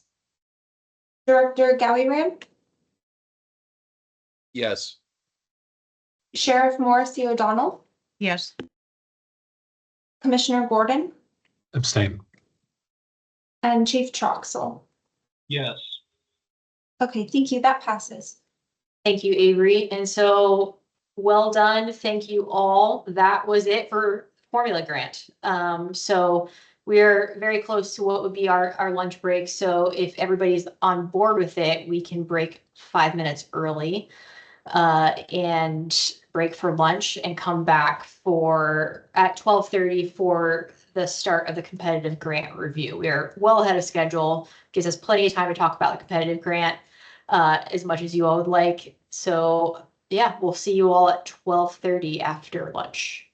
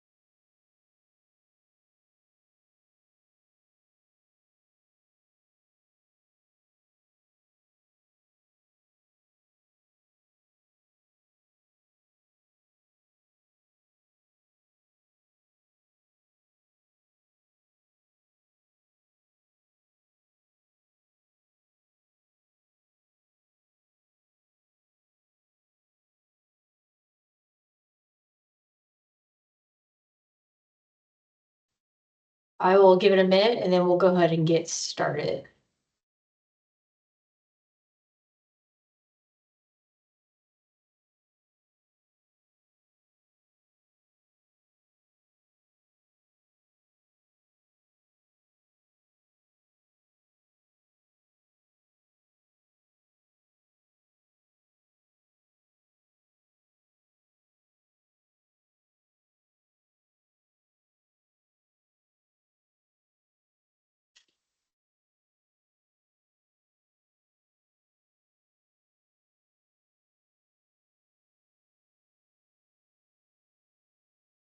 All right, welcome back everyone from lunch. If the GRC members could either give me like a thumbs up emoji or come back on the screen for a brief moment just to so I can see who's here.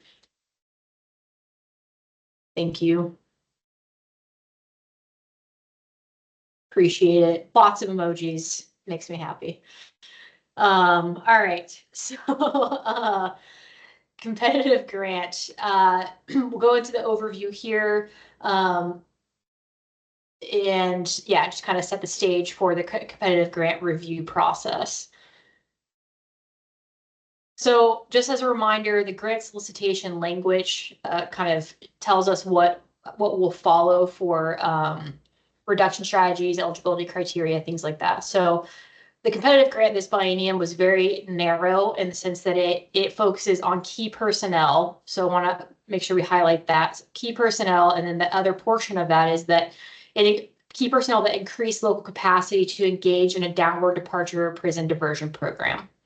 The other portions of the competitive grant solicitation language include 10% of funds that must be awarded to victims, services that provide, organizations that provide services to victims of crime. We won't be going over that portion today. That again goes to the Victim Services Advisory Panel. And so that portion of money has already been pulled out and set aside. You won't see that in any of the tables or line items or anything today. So doesn't really apply to the GRC.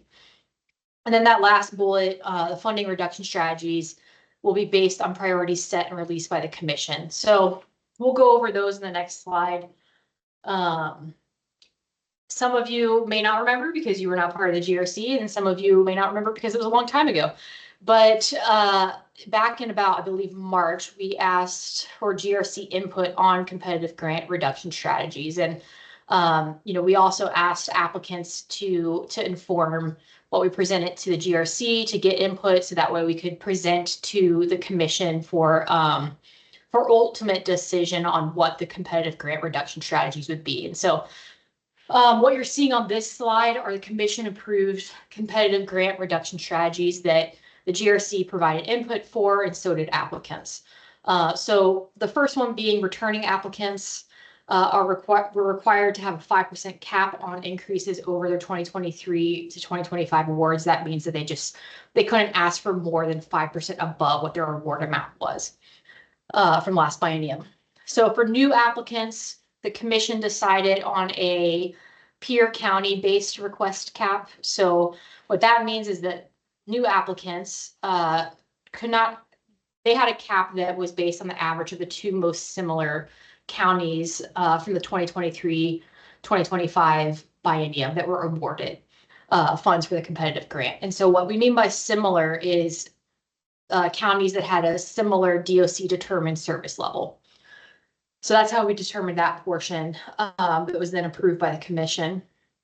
The number 3 there is the scenario-based and applicant prioritized reduction. So the GRC had input on this portion, and so did applicants. And there was a lot of discussion and support around letting applicants really inform how they would like reductions to be implemented if they were needed. So we have that scenario-based build. So applicants build out a couple different scenarios of 100%, of their request amount, and 90%, 80%, a 75%. And we were able to kind of use that. And I'll show you on I believe it's the next slide or next couple slides of how that worked out. And then there's the eligibility review. So staff then went through budgets and program narratives and and basically reviewed for eligibility. So did it meet that solicitation language? Or were they asking for key personnel that, so were they asking for key personnel, and was it a downward departure program that served JRP eligible crimes? So again, pretty narrow. And then lastly, the uniform reduction. So that was only going to be applied if the eligible requests exceeded available funds, which it did, even after all those kind of other elements that were implemented there. So we'll go over kind of what that looked like, and how staff interpreted this commission approved competitive reduction strategy. So staff took the commission's approval, their approved strategy, and took the first, so you'll see kind of the sequence there on the left, 1, 2, 3, 4. So the requested amount from all applicants clearly exceeded the available funds. So we had those budgets. So from there, we then moved down to that scenario build.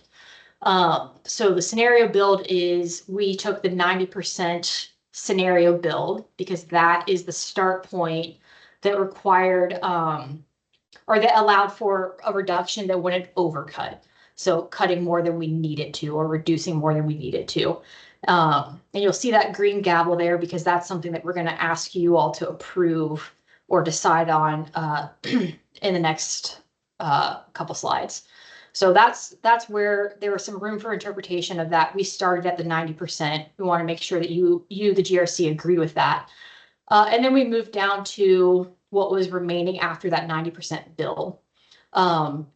So then we get to what happens when we take out unallowable expenses.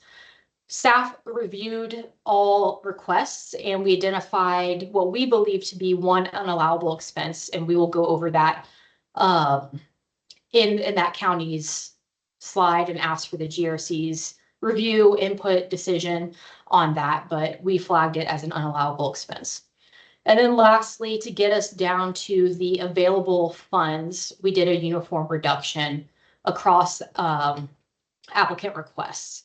And so that uniform reduction is where the applicant informed reductions comes into play. So applicant prioritized reduction, you'll see that call out on the right.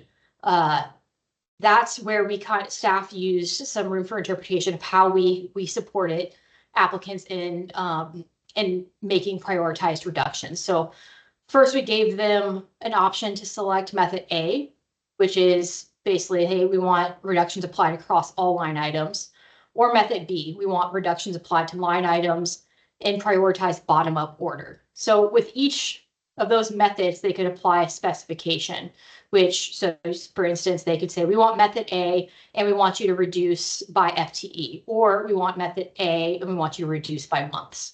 And the same thing goes for method B. They could choose either specification there. So really looking for you all to approve that applicant prioritized reduction. That's something that staff created along with the commission approved reduction strategy. That's how we interpret it and implemented it to inform the uniform reduction that applicants prioritize. I'll pause there for any questions kind of on that portion before we get into what it looks like when this strategy is applied. Go ahead, Nate. Thanks, Lindsay. Do we have the capability to make recommendations out of the grant review committee above the allotted amount? No, so that was approved for the, that was a portion that, I'm gonna go back to the next slide.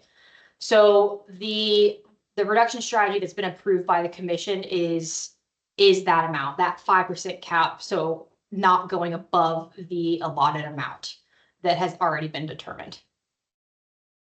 Okay, just to clarify, over the $7 million.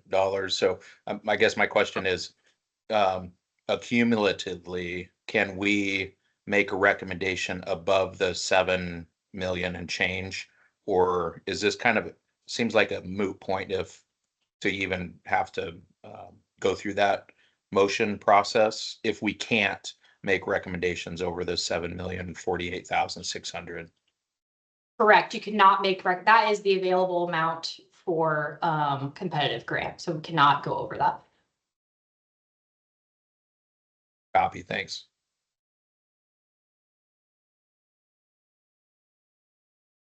All right, so if that strategy, so we have the commission approved strategy that is the approved strategy for reductions, and then they're, kind of bringing you back to those gavels. When we implement those gavel pieces that we'll ask on the next slide for you all to discuss, approve, or decide on something else. When we implement that strategy, this is what the table looks like. So we have the requested amounts, what each county requested within their allotted cap, and then what that strategy brings them down to. So what the allotted amount then would be. And so then that last column on the right that you see is the fulfilled amount. So the percent fulfilled. You'll see two outliers there. Clackamas County at 76% and then Lane County at 79%. We'll get into more detail around those two different counties, but just as a quick snapshot for what we determined here, Clackamas County had an unallowable expense and we removed that. And so, this table could change if the GRC reviews Clackamas County's request and decides, hey, it is an allowable expense.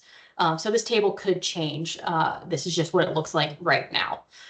For Lane County, you'll see that 79%, and that is because Lane County, at their 90% scenario build, requested less money than their allotted amount. And so we decided to award that, and that actually freed up more money for other counties and their fulfillment percentage. Any questions here?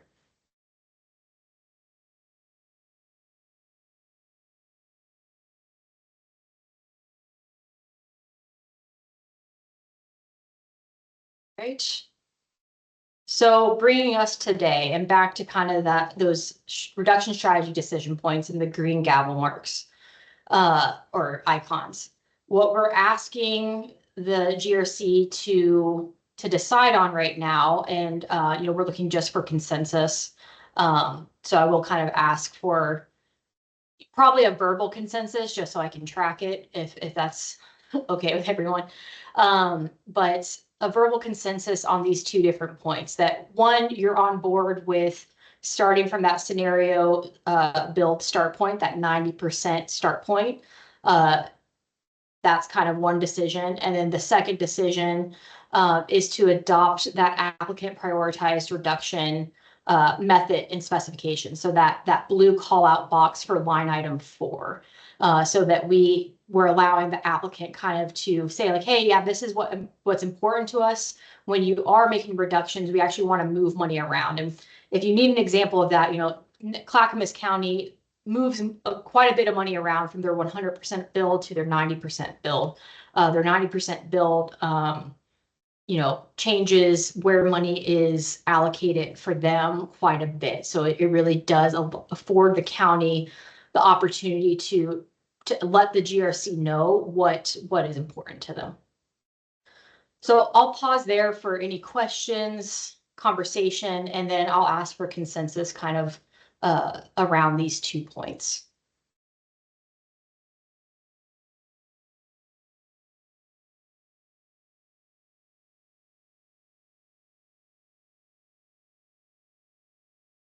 Commissioner Gordon.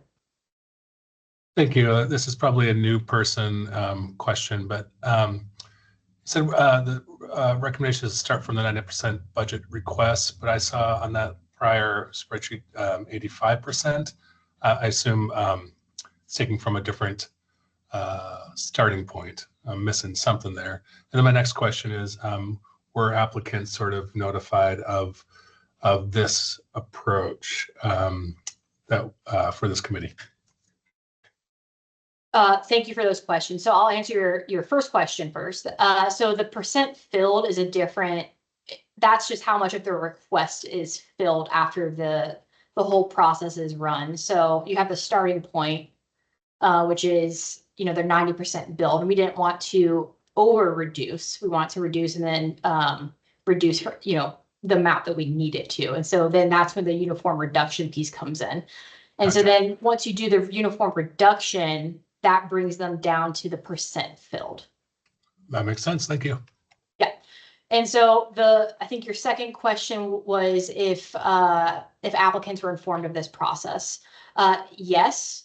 So this has gone, I'll walk back through the commission approved reduction strategies. So there are portions that, that we brought before the commission that we needed to kind of decisions on and didn't necessarily always have time to do a survey for applicants, but so some of those are the number 2, the new applicant peer-based request cap.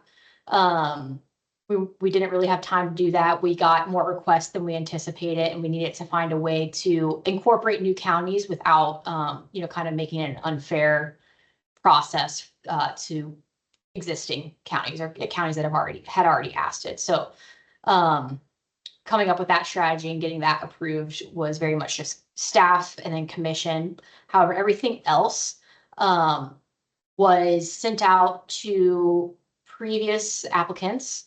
And we kind of asked, hey, what would you prefer? We gave them 3 options of how they would like to see reductions done. And they're kind of the remaining there are what they overwhelmingly or the majority approved as what they would prefer for reduction strategy. Nate. Thanks, Lindsay. Is there a cap on reductions like there is a cap on the increases of 5%? Cap on reductions.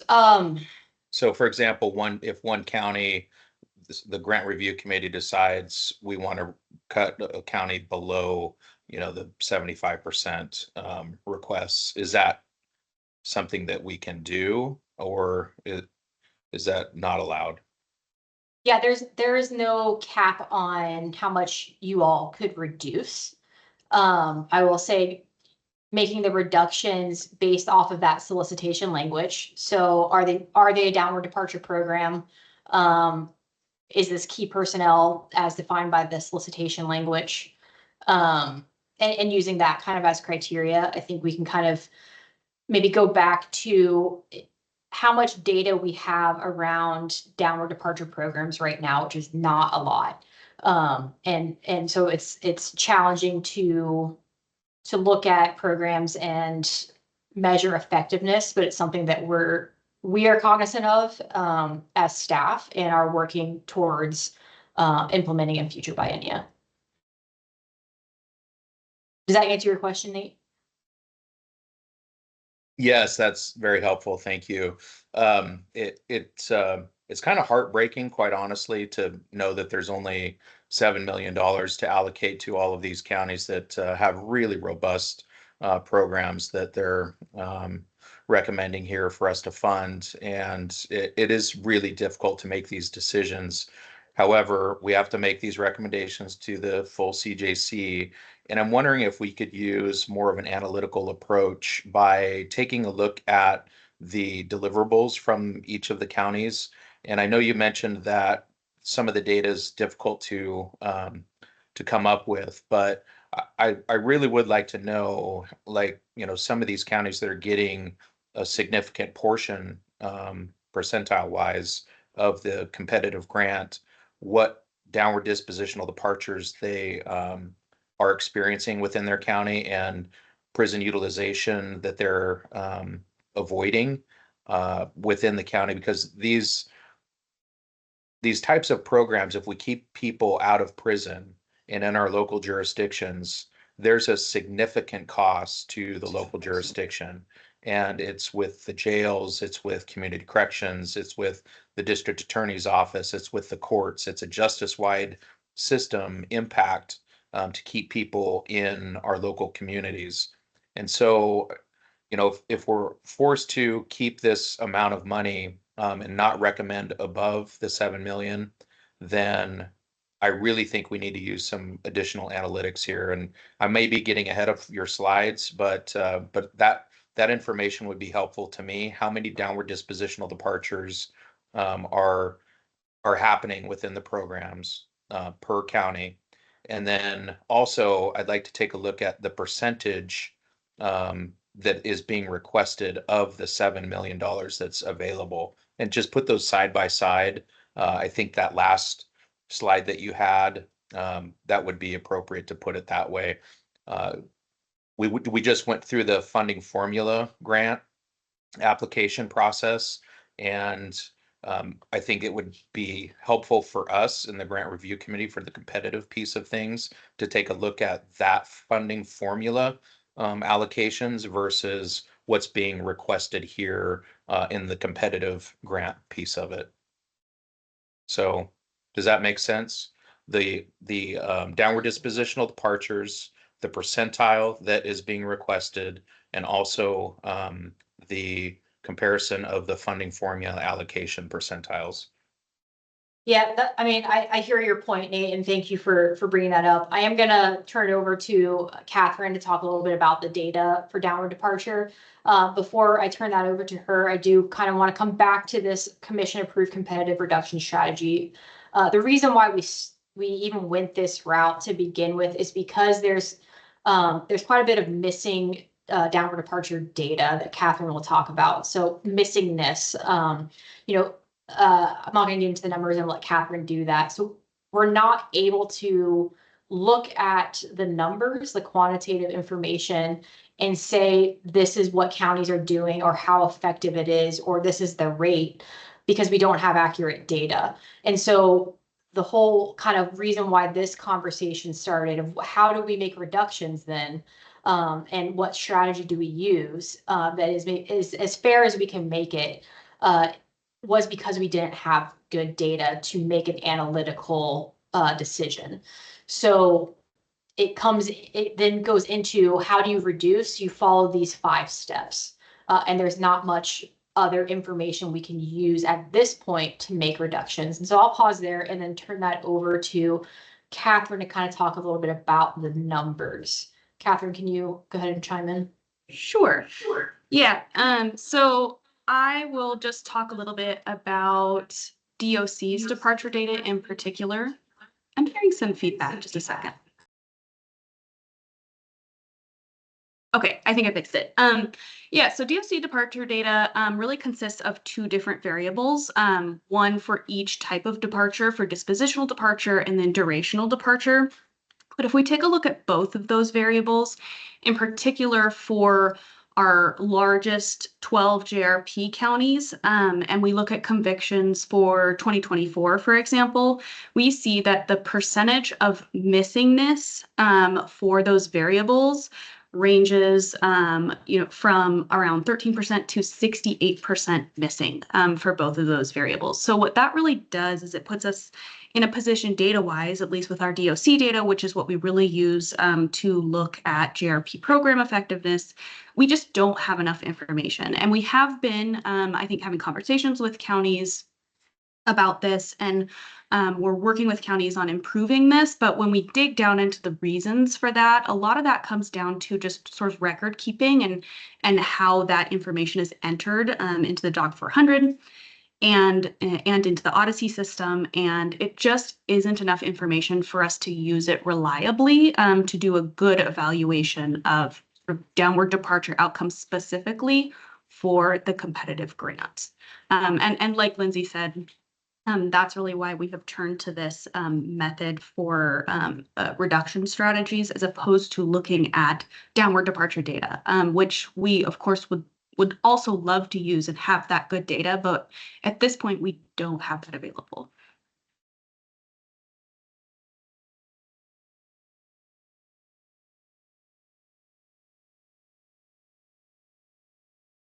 So I'll pause there for any comment or questions, and then I'll go back to the decision point portion. Nate, we can what data we have right now that we can show you is the percent of the $7 million or the exact available amount that each county is getting.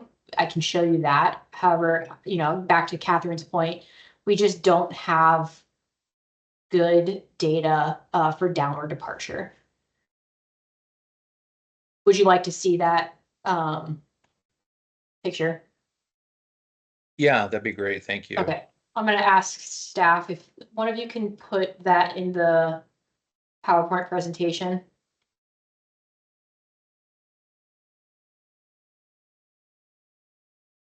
Somewhere, and then I'll pull that up.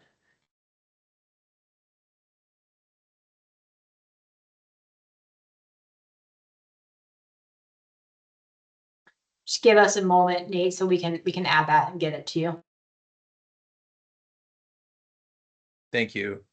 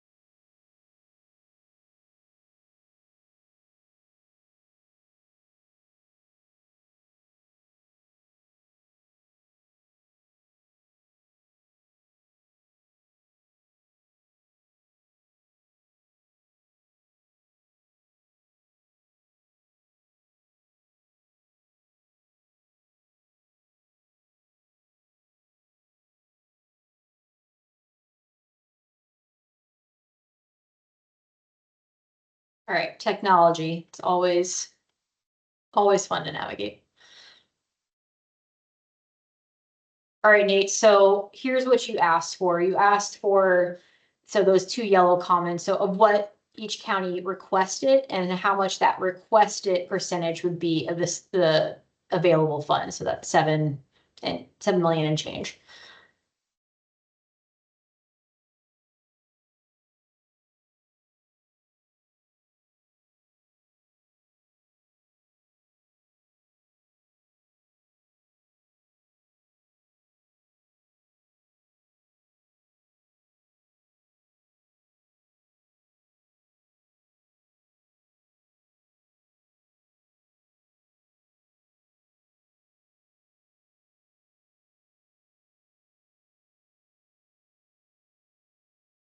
Any questions there, Nate?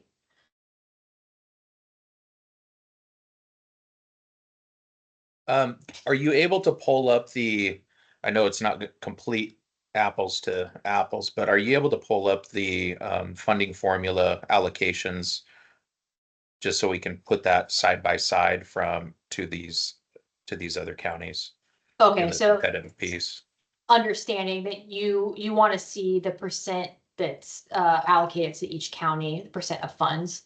Yeah, and I know and it's then how much- 30, we're using 36 counties in the funding formula, and there's only 21 counties in the competitive, so it's not completely apples to apples, but it'll give us a good indication of, you know, the equality, if you will, of allocating these funds to different counties.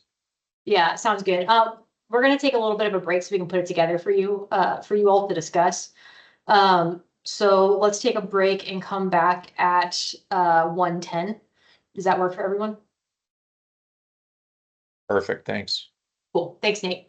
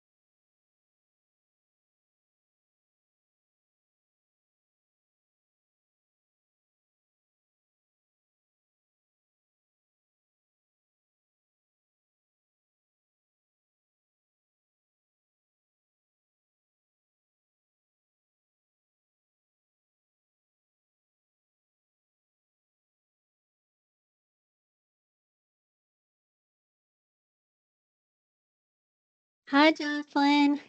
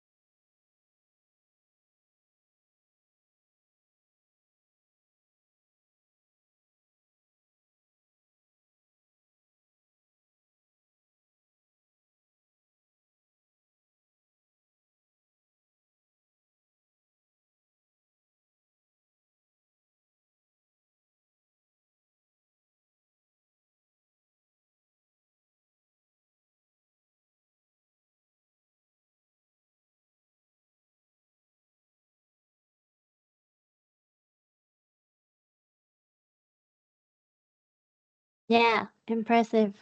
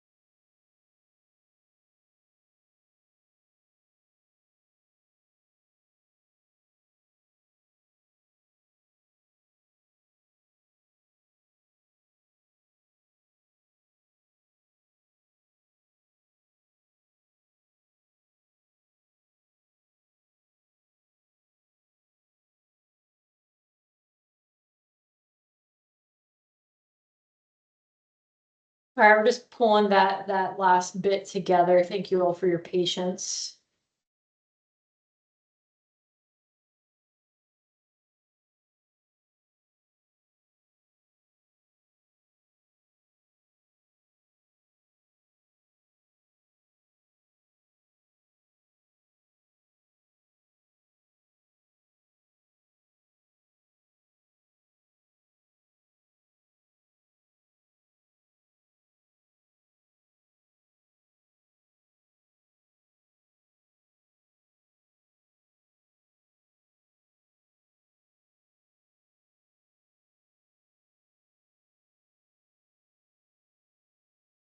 All right, Nate, so, well, that did an update. Hold on.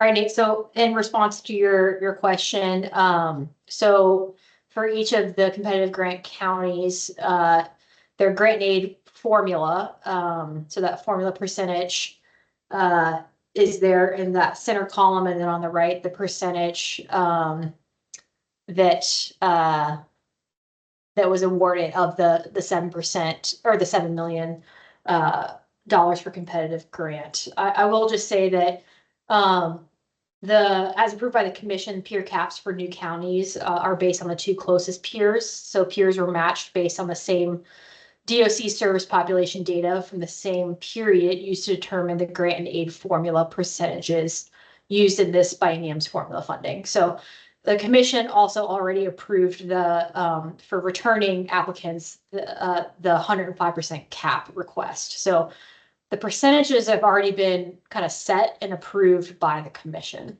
but here's the data that you were asking for, Nate. Yeah, thank you. That's very helpful. And I do appreciate the Criminal Justice Commission recognizing it's difficult to provide the amount of avoided prison time and the funds for us to make an informed decision. So sometimes it makes me wonder, what's the metric or the KPIs we should be using when comparing these applicants to applicants in the spirit of a competitive grant review, right? So my thought is, just based on the intent of the competitive dollars to reduce prison and the lack of the Criminal Justice Commission's downward dispositional departure data for us, I'm suggesting we use data consistent with population sizes for the counties and the volume of the adults on supervision cases, also the volume of court cases that get processed jurisdiction to jurisdiction, while overlaying the constraints of the increased 5% from the last biennium and other rules that are applicable here. The cost of services varies from region to region too, which is a factor, and we could use, cost of living adjustment tools. I'd like to avoid that just to keep it a little bit more simple, but those are some of my thoughts moving forward with this decision before we make that that vote on the methodology on how to fund these particular counties.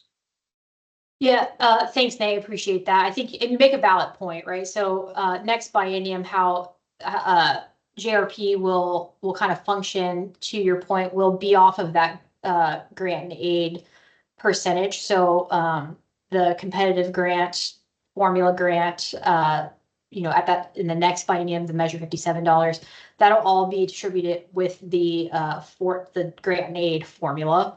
So to your point, I think it's been heard. However, for this biennium, with the competitive grant language and also recognizing that we don't have good downward departure data for each county, the commission was tasked from GRC input and applicant input with kind of deciding on the priorities and the strategies for making reductions in the competitive grant. So this is the reduction strategy.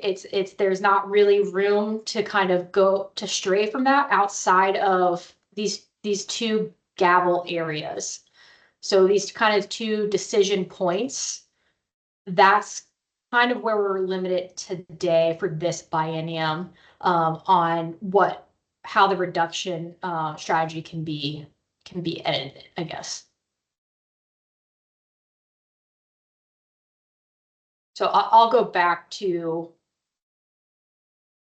what has been set and approved by the commission. The commission, again, with GRC input and applicant input, has set this strategy. This is how we have been told to make the competitive grant reduction for this biennium, where staff is asking for GRC input and decision on the areas that have some flexibility, where staff took some interpretation again around these gavel areas, which is that starting point. Like, so do you want to start at a 90% and 80%? Do you want to start somewhere else? And then also, do you want to use the applicant informed uniform reduction, where they are informing their methods and specifications?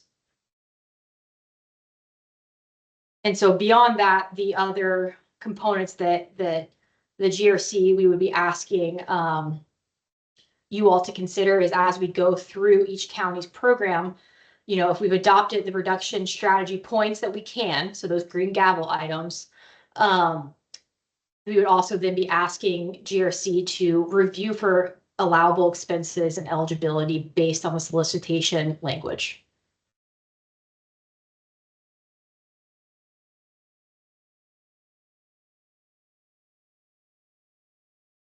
So again, I'll kind of pause here for any other. Go ahead, Nate. Oh, so are you saying we have to go to 90%? That's the very lowest cut, or can we start at 100% for counties? So you can start at 100%. We only have scenario builds for counties at 90% that counties have built. So let me just, I don't know if I have them on here, but we have scenario builds at 90%.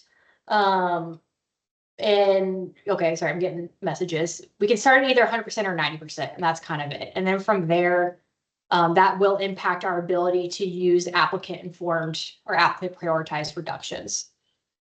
Because when we make reductions, we only have that build at the 80 or the 90%, and then the other percentages that we ask for. So we only have 3 options really that would then be informed by applicants. So is that 5% increase rule moot? That doesn't apply? Is that what you're saying? I mean, it allowed counties to ask for up to 105% that were returning applicants. And so it does change their percentage. So if they started from less than 105%, then it'll change the math a bit. I don't have those numbers for you. But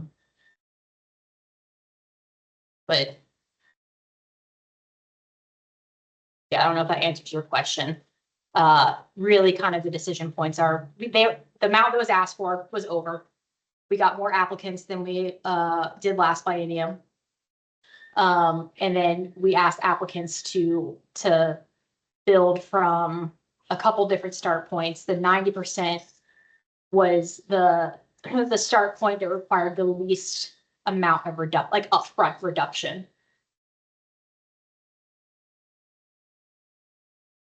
Okay, that's helpful.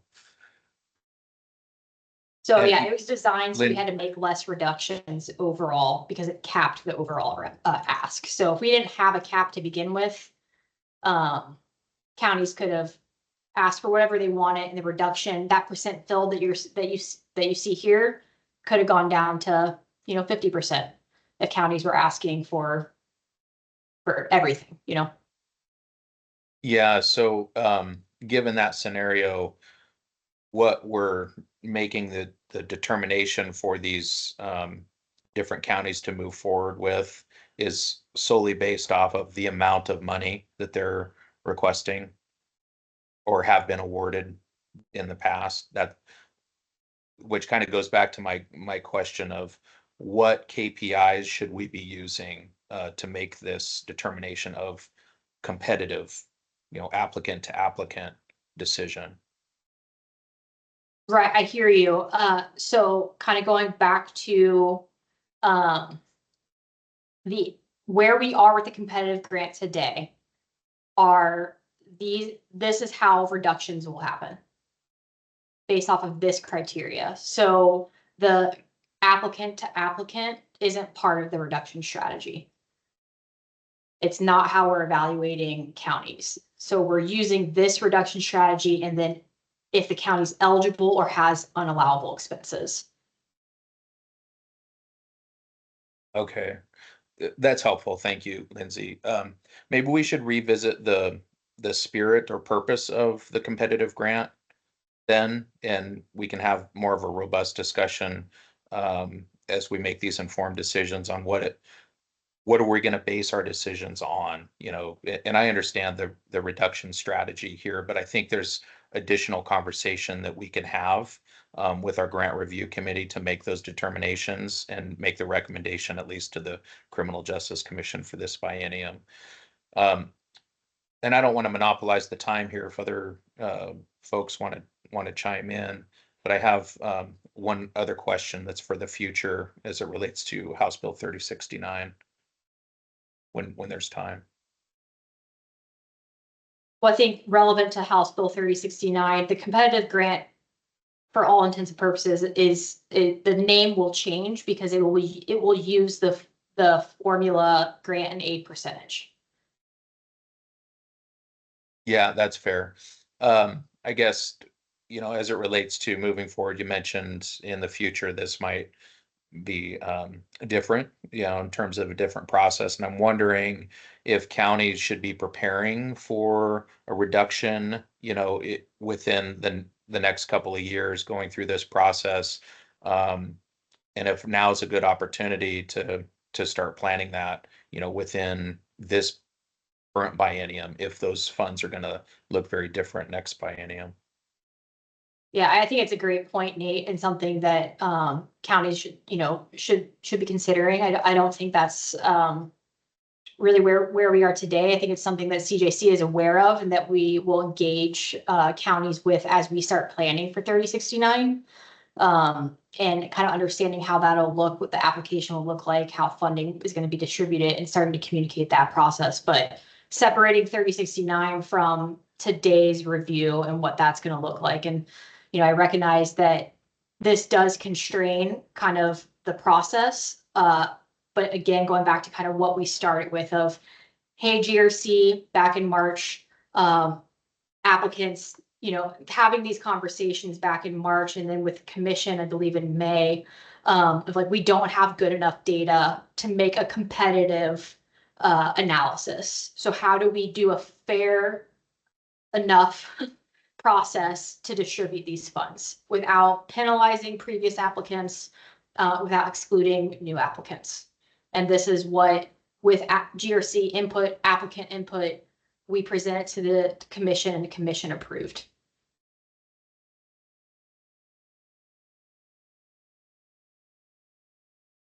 So coming back to, thanks, Nate. I appreciate the conversation. I think all really relevant points.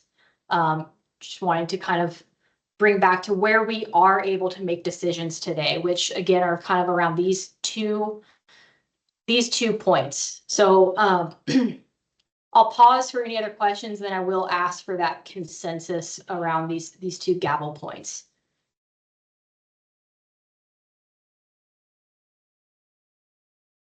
Any other thoughts either way from any other committee members?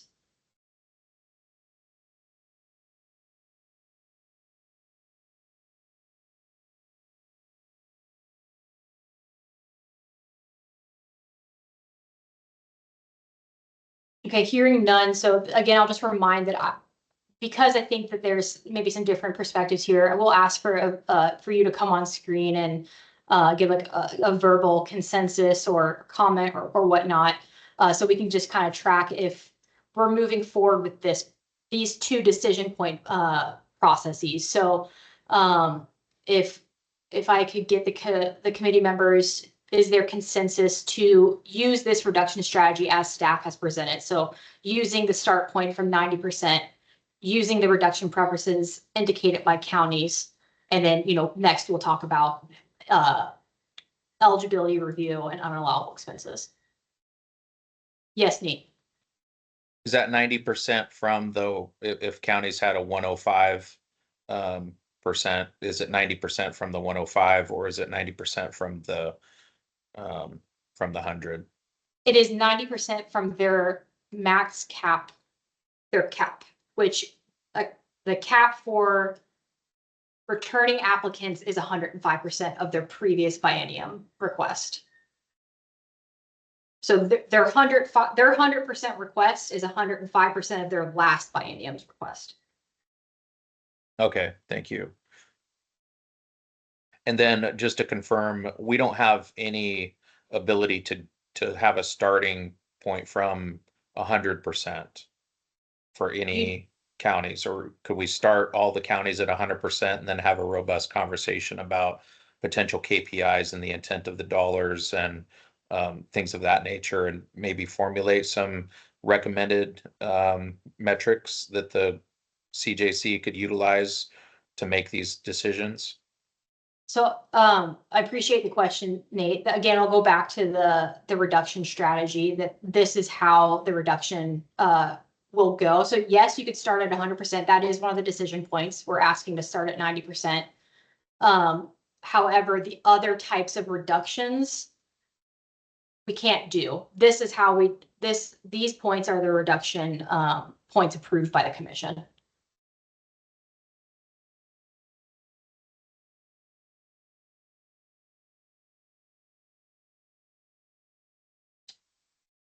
Thank you for that. So can we add to these, I guess is my question, or are we bound by only 5 of these bullets here? You are bound by this reduction strategy, with the decision points being around these two areas. Beyond the reduction strategy, where I would expect more of the conversation from the GRC would be around unallowable expenses, line items, or eligibility for the programs. Eligibility being downward departure programs.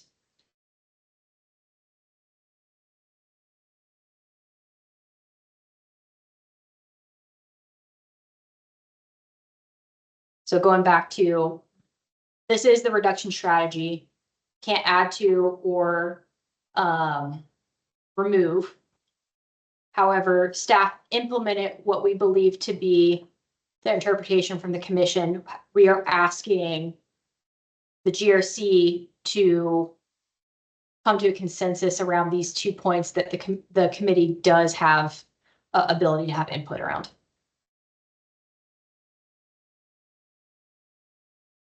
Well, I'll kick us off. I am in favor of accepting the staff recommendation and moving forward with looking at individual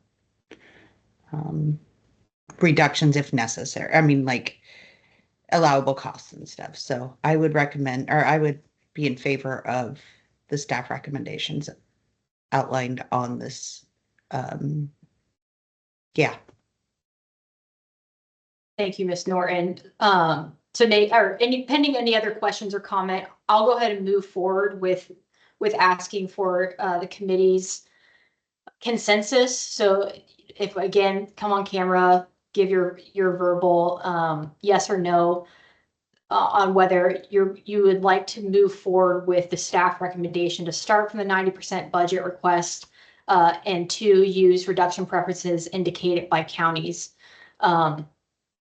Again, you will also have the ability to review line item eligibility and unallowable expenses and eligibility as a program. So Yes.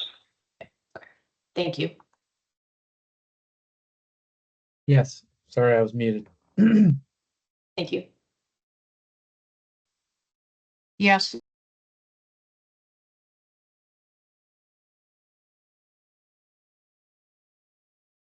Lindsay, you don't need full 100%, do you, to move forward?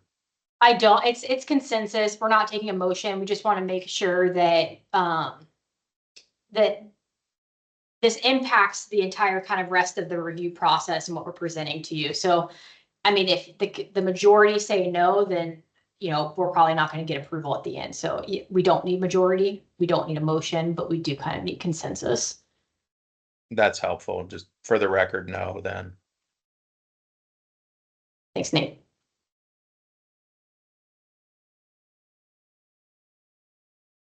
All right, so we do have majority to move forward with this process.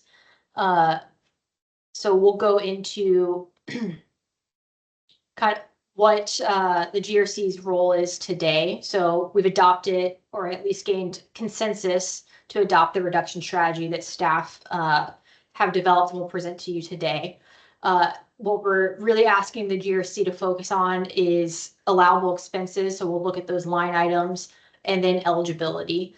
So if the program is eligible, and again, you know, coming back to, we don't have good data to really look at the quantitative impact. That is something we're aware of, and we are working on for future biennia.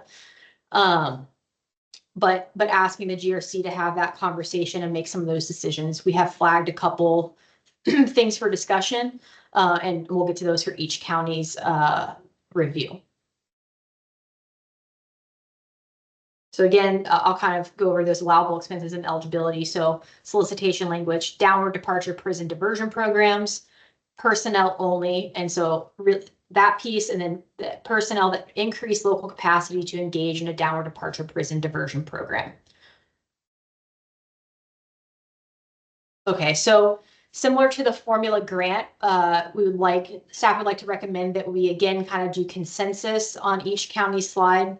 So asking that any objections to funding the allotted amount from the reduction strategy, and then voting at the end on the table that we come to. So do we have consensus that this is a strategy that the GRC will accept, that will take consensus on each county slide and then vote on the table at the end? Thank you, Lisa.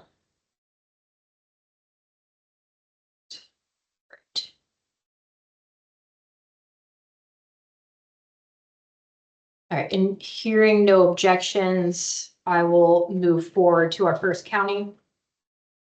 1 second, Lindsay. I just wanted, for the record, that we're not using key performance indicators, rather the Criminal Justice Commission's reduction strategy that they've adopted. So we have very limited ability to add to that reduction strategy, as noted by the CJC presentation today. So just wanted that on record before we move forward.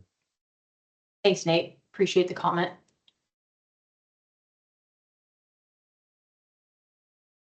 All right, so moving to the first county, Clackamas County, you'll see the check mark up in the left hand corner of each slide. Clackamas County is the only county that we have flagged an unallowable expense, and this is one of those points that we would like to note for the GRC and have discussion around. It's the reason why that check mark is yellow. So Clackamas County defined this position as grant administrative costs at 10%. So we have been pretty specific that this is personnel only, and not for that 10% administrative costs. No other county has really asked for the administrative costs in this.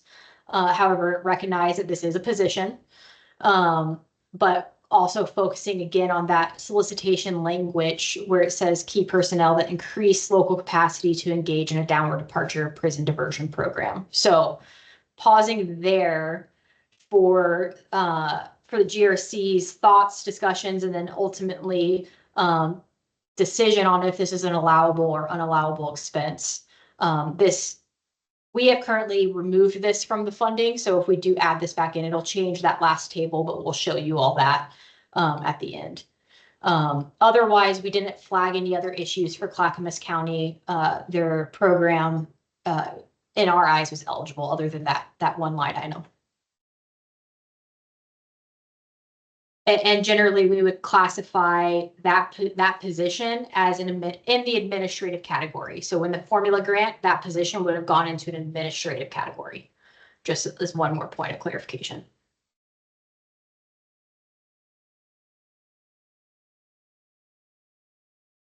So pause there for committee discussion and thoughts. And so just for clarity's sake, when you look at the allotted, that is a result of how they reprioritized if they had to reduce, correct? Correct. And great question and notation, Lisa. So you'll kind of see what happens when a county starts at 90% versus when they start at, or excuse me, when they start at 100% versus when they start at 90%. So their 100% is that requested amount. The allotted really starts to change. So that's that 90% build. You can see that, oh, if you're going to reduce, we actually want to move funds a lot and in different ways that might be like expected than like a standard cut across. So again, this kind of speaks to giving counties the ability to inform what's important to them.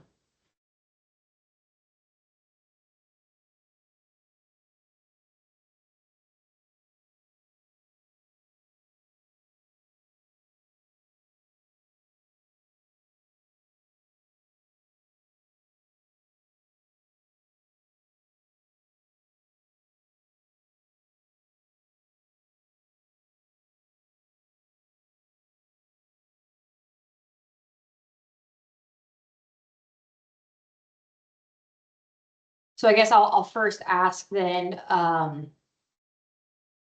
there any objections to this line item being removed as an unallowable expense?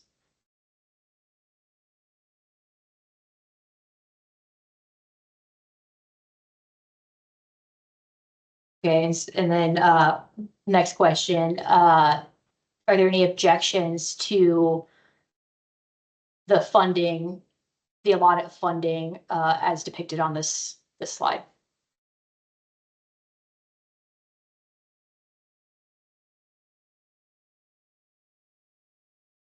Yes, Nate. Can you remind me what this percentage is that they're asking of the funds? Yes, 1 second.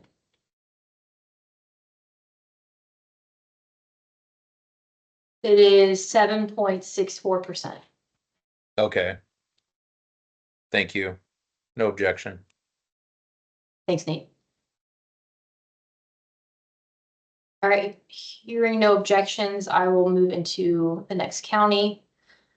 So Clatsop County staff did not flag any ineligibility concerns. And as you see there on the allotted amount, based on the reduction strategy, this is what where Clatsop lands.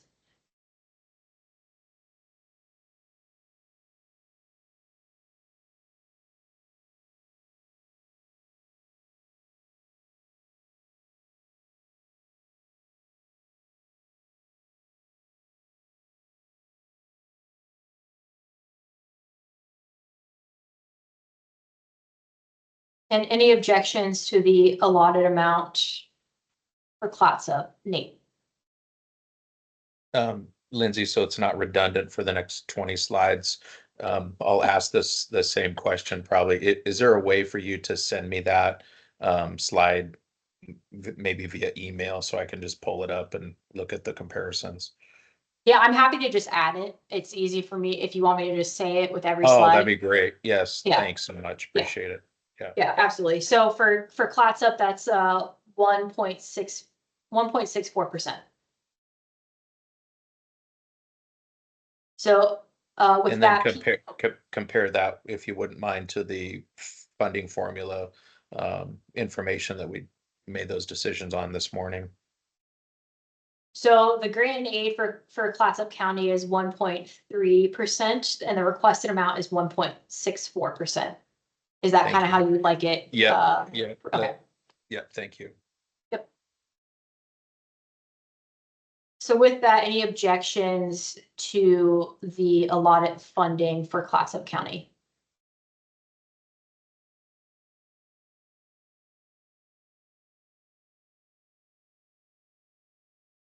All right, no objections heard. I will move to Columbia County. Again, Columbia County, as far as staff is concerned, has met eligibility requirements and line items have been reviewed and approved, and you'll see the allotted amount for the reduction strategy on the slide.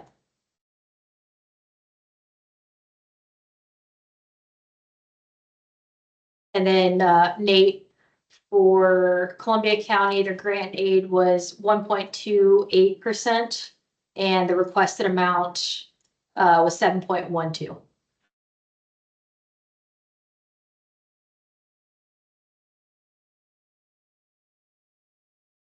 And any objections to the allotted funding for Columbia County? I'm not objecting to the Columbia County application at this time, but I would suggest that we put a pin in this one because this is a huge difference between the amount of money that they get in terms of the percentile of the funding formula grant versus the competitive grant. So I would just suggest that we put a pin in this right now before we move forward. And in anticipating, as you could probably tell, if there are discrepancies from the funding formula amount versus the competitive amount, I think we ought to take that into consideration just based off of volume of cases and efficiency and keeping with the spirit of a competitive grant process, as well as the intent of these funds to reduce prison utilization and save the overall state from having to invest in more prison dollars. Thanks, Nate. So when you say a pin in that, is that a comment that you want to add to the consensus kind of taking, or do you want to have more discussion? Yeah, I thought you were asking about the whether or not anybody objects to this particular one. I'm wondering if we could put a pause on this one, revisit it, and then continue on with the other counties. I mean, we can discuss it now. Or do you want to discuss it at the funding, at the end funding table? Yeah, I would say at the end funding, because we're going to have to have the discussion of moving money around. Okay. So then I'll kind of ask that question again. Unless we're not locked in, I don't know what, you know. No, we haven't made a motion, just consensus kind of to move us along. So your note to come back to it at the end, note it and we'll have that discussion at the end. Thank you. Any other comments or are there any objections to the allotted amount for Columbia County at this time?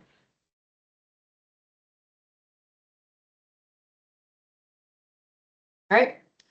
Moving to Crook County. So again, staff found this application to be eligible, did not have any, did not flag anything for the budget. So I'll pause here for the committee to review. And Crook County's grant aid was 0.76% and their requested amount was 1.54%.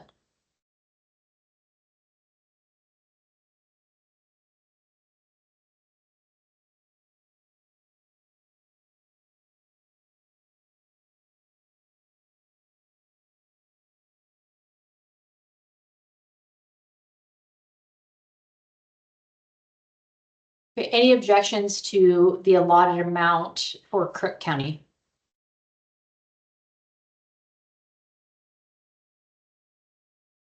Right. And moving on to for Deschutes County. Again, staff found this application to be eligible, did not flag any issues in their budget. And I'll pause here for the committee to review.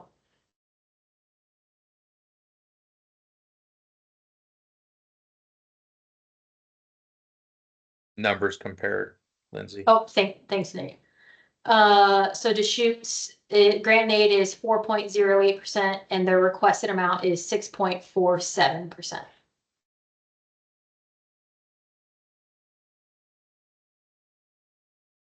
Just of note, that's a significant amount over the funding formula that they normally get.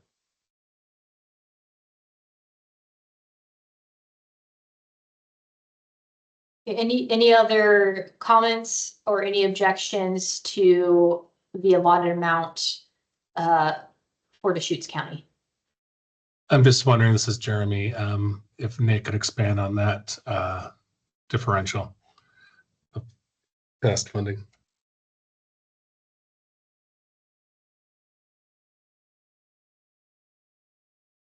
Jeremy, sorry, was that a question for me? Yes, sir. You mentioned that their request exceeds past Yeah, in allotments. terms of the percent. Expand. Yeah, so the first morning or the first part of this meeting this morning, we spent several hours talking about the funding formula grant and those allocations, and based off of the decisions that the CJC made on these funding reduction strategies, there's very little room for us to add, it sounds like. And so I'm just suggesting that we take a look at the volume of cases that come through each jurisdiction. And then the CJC also recognized that they don't have data for us for the downward dispositional departures and the amount of prison cost savings that each jurisdiction is saving the state. So I'm trying to come up with some metrics as it relates to making an informed decision. And for consistency's sake, if we all had this same process through the Criminal Justice Commission, Justice Reinvestment Programming for the funding formula, it's an acceptable way to at least make some comparisons as we work through the competitive process of these applicants, because there's some pretty tough decisions that need to be made. So that's why I'm highlighting these percentiles from the funding formula versus the competitive suggested amounts of money that that the CJC is putting forward to us today. Does that help? It does, and I know we're going to address this towards the end, but we may want to consider a motion as a recommendation to the CJC to incorporate all those other data points in the future, or what have you.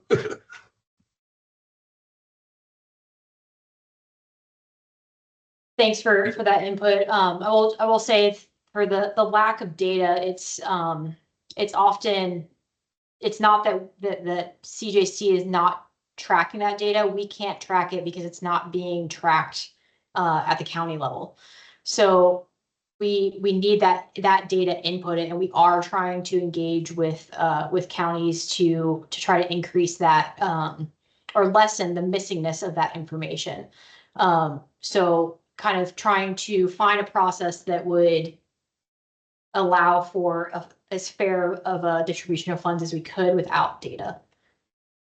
Yeah, that's great. And I think, a recommendation for the CJC to pursue collecting that data in the future may be most appropriate. I don't know if it's 100% apropos to our mission today, but assuming we can make those recommendations, so Nate's concerns are on the record. I just want to make sure it's in some sort of, solidified mode for recommendation by this committee. Absolutely, and very much noted that kind of what I'm hearing from both you, Commissioner Gordon, and Nate, is to add that recommendation to the commission to establish a process to collect downward departure information, and that will involve county participation.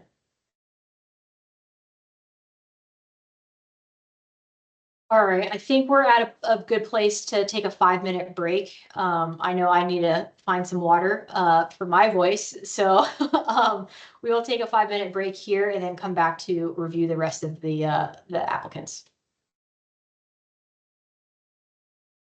Lindsay, Yes. I have to step out from 2 to 2:20. Is that going to impact any voting or anything that Let me I check. will have 9 minutes to work out with someone else? Yeah. Avery, you're chiming in? Yes, we will still have quorum as long as other members are able to stay on. Okay, I'll jump back on, but I'll log out so it doesn't look like I'm here but not here, and then I'll jump back on right after I get done with this situation. Perfect, you. thank you. All right, And thank you. Similarly, Lindsay, I have, oh, oops. go ahead, sorry. Lindsay, I have to hop off as well, but I'm a non-voting member. Okay, all right. Thank you. Thank you for being here. And then Lindsay, I have something 3 to 4. Looking at the agenda, I think in the way we were going, we should be done voting wise, but Yeah, we will do our best, especially keeping that in mind, to get done before then. I think it'll depend on the discussion at the end and how long that goes. even if Um, it's just me, there'll still be a quorum, right? Right, as long as, I think as long as Sheriff Morcio O'Donnell is back, we should be fine. Okay. Yeah, thank you. Mm-hmm.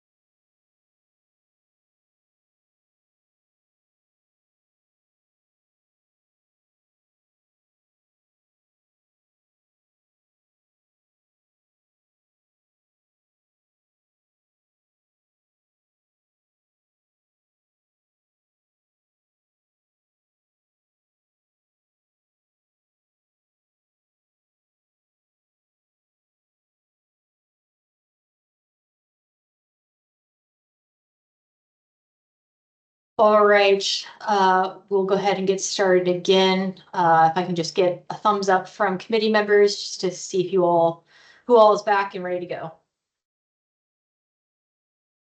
Thank you.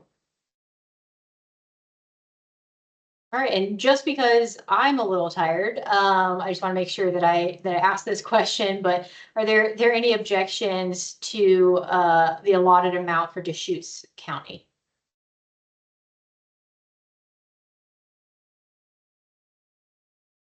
All right, we'll go ahead and move on to the next county. So Douglas County, green check marks did not identify any ineligible components here, and no flags for the budget. And so I'll pause here for committee members to review.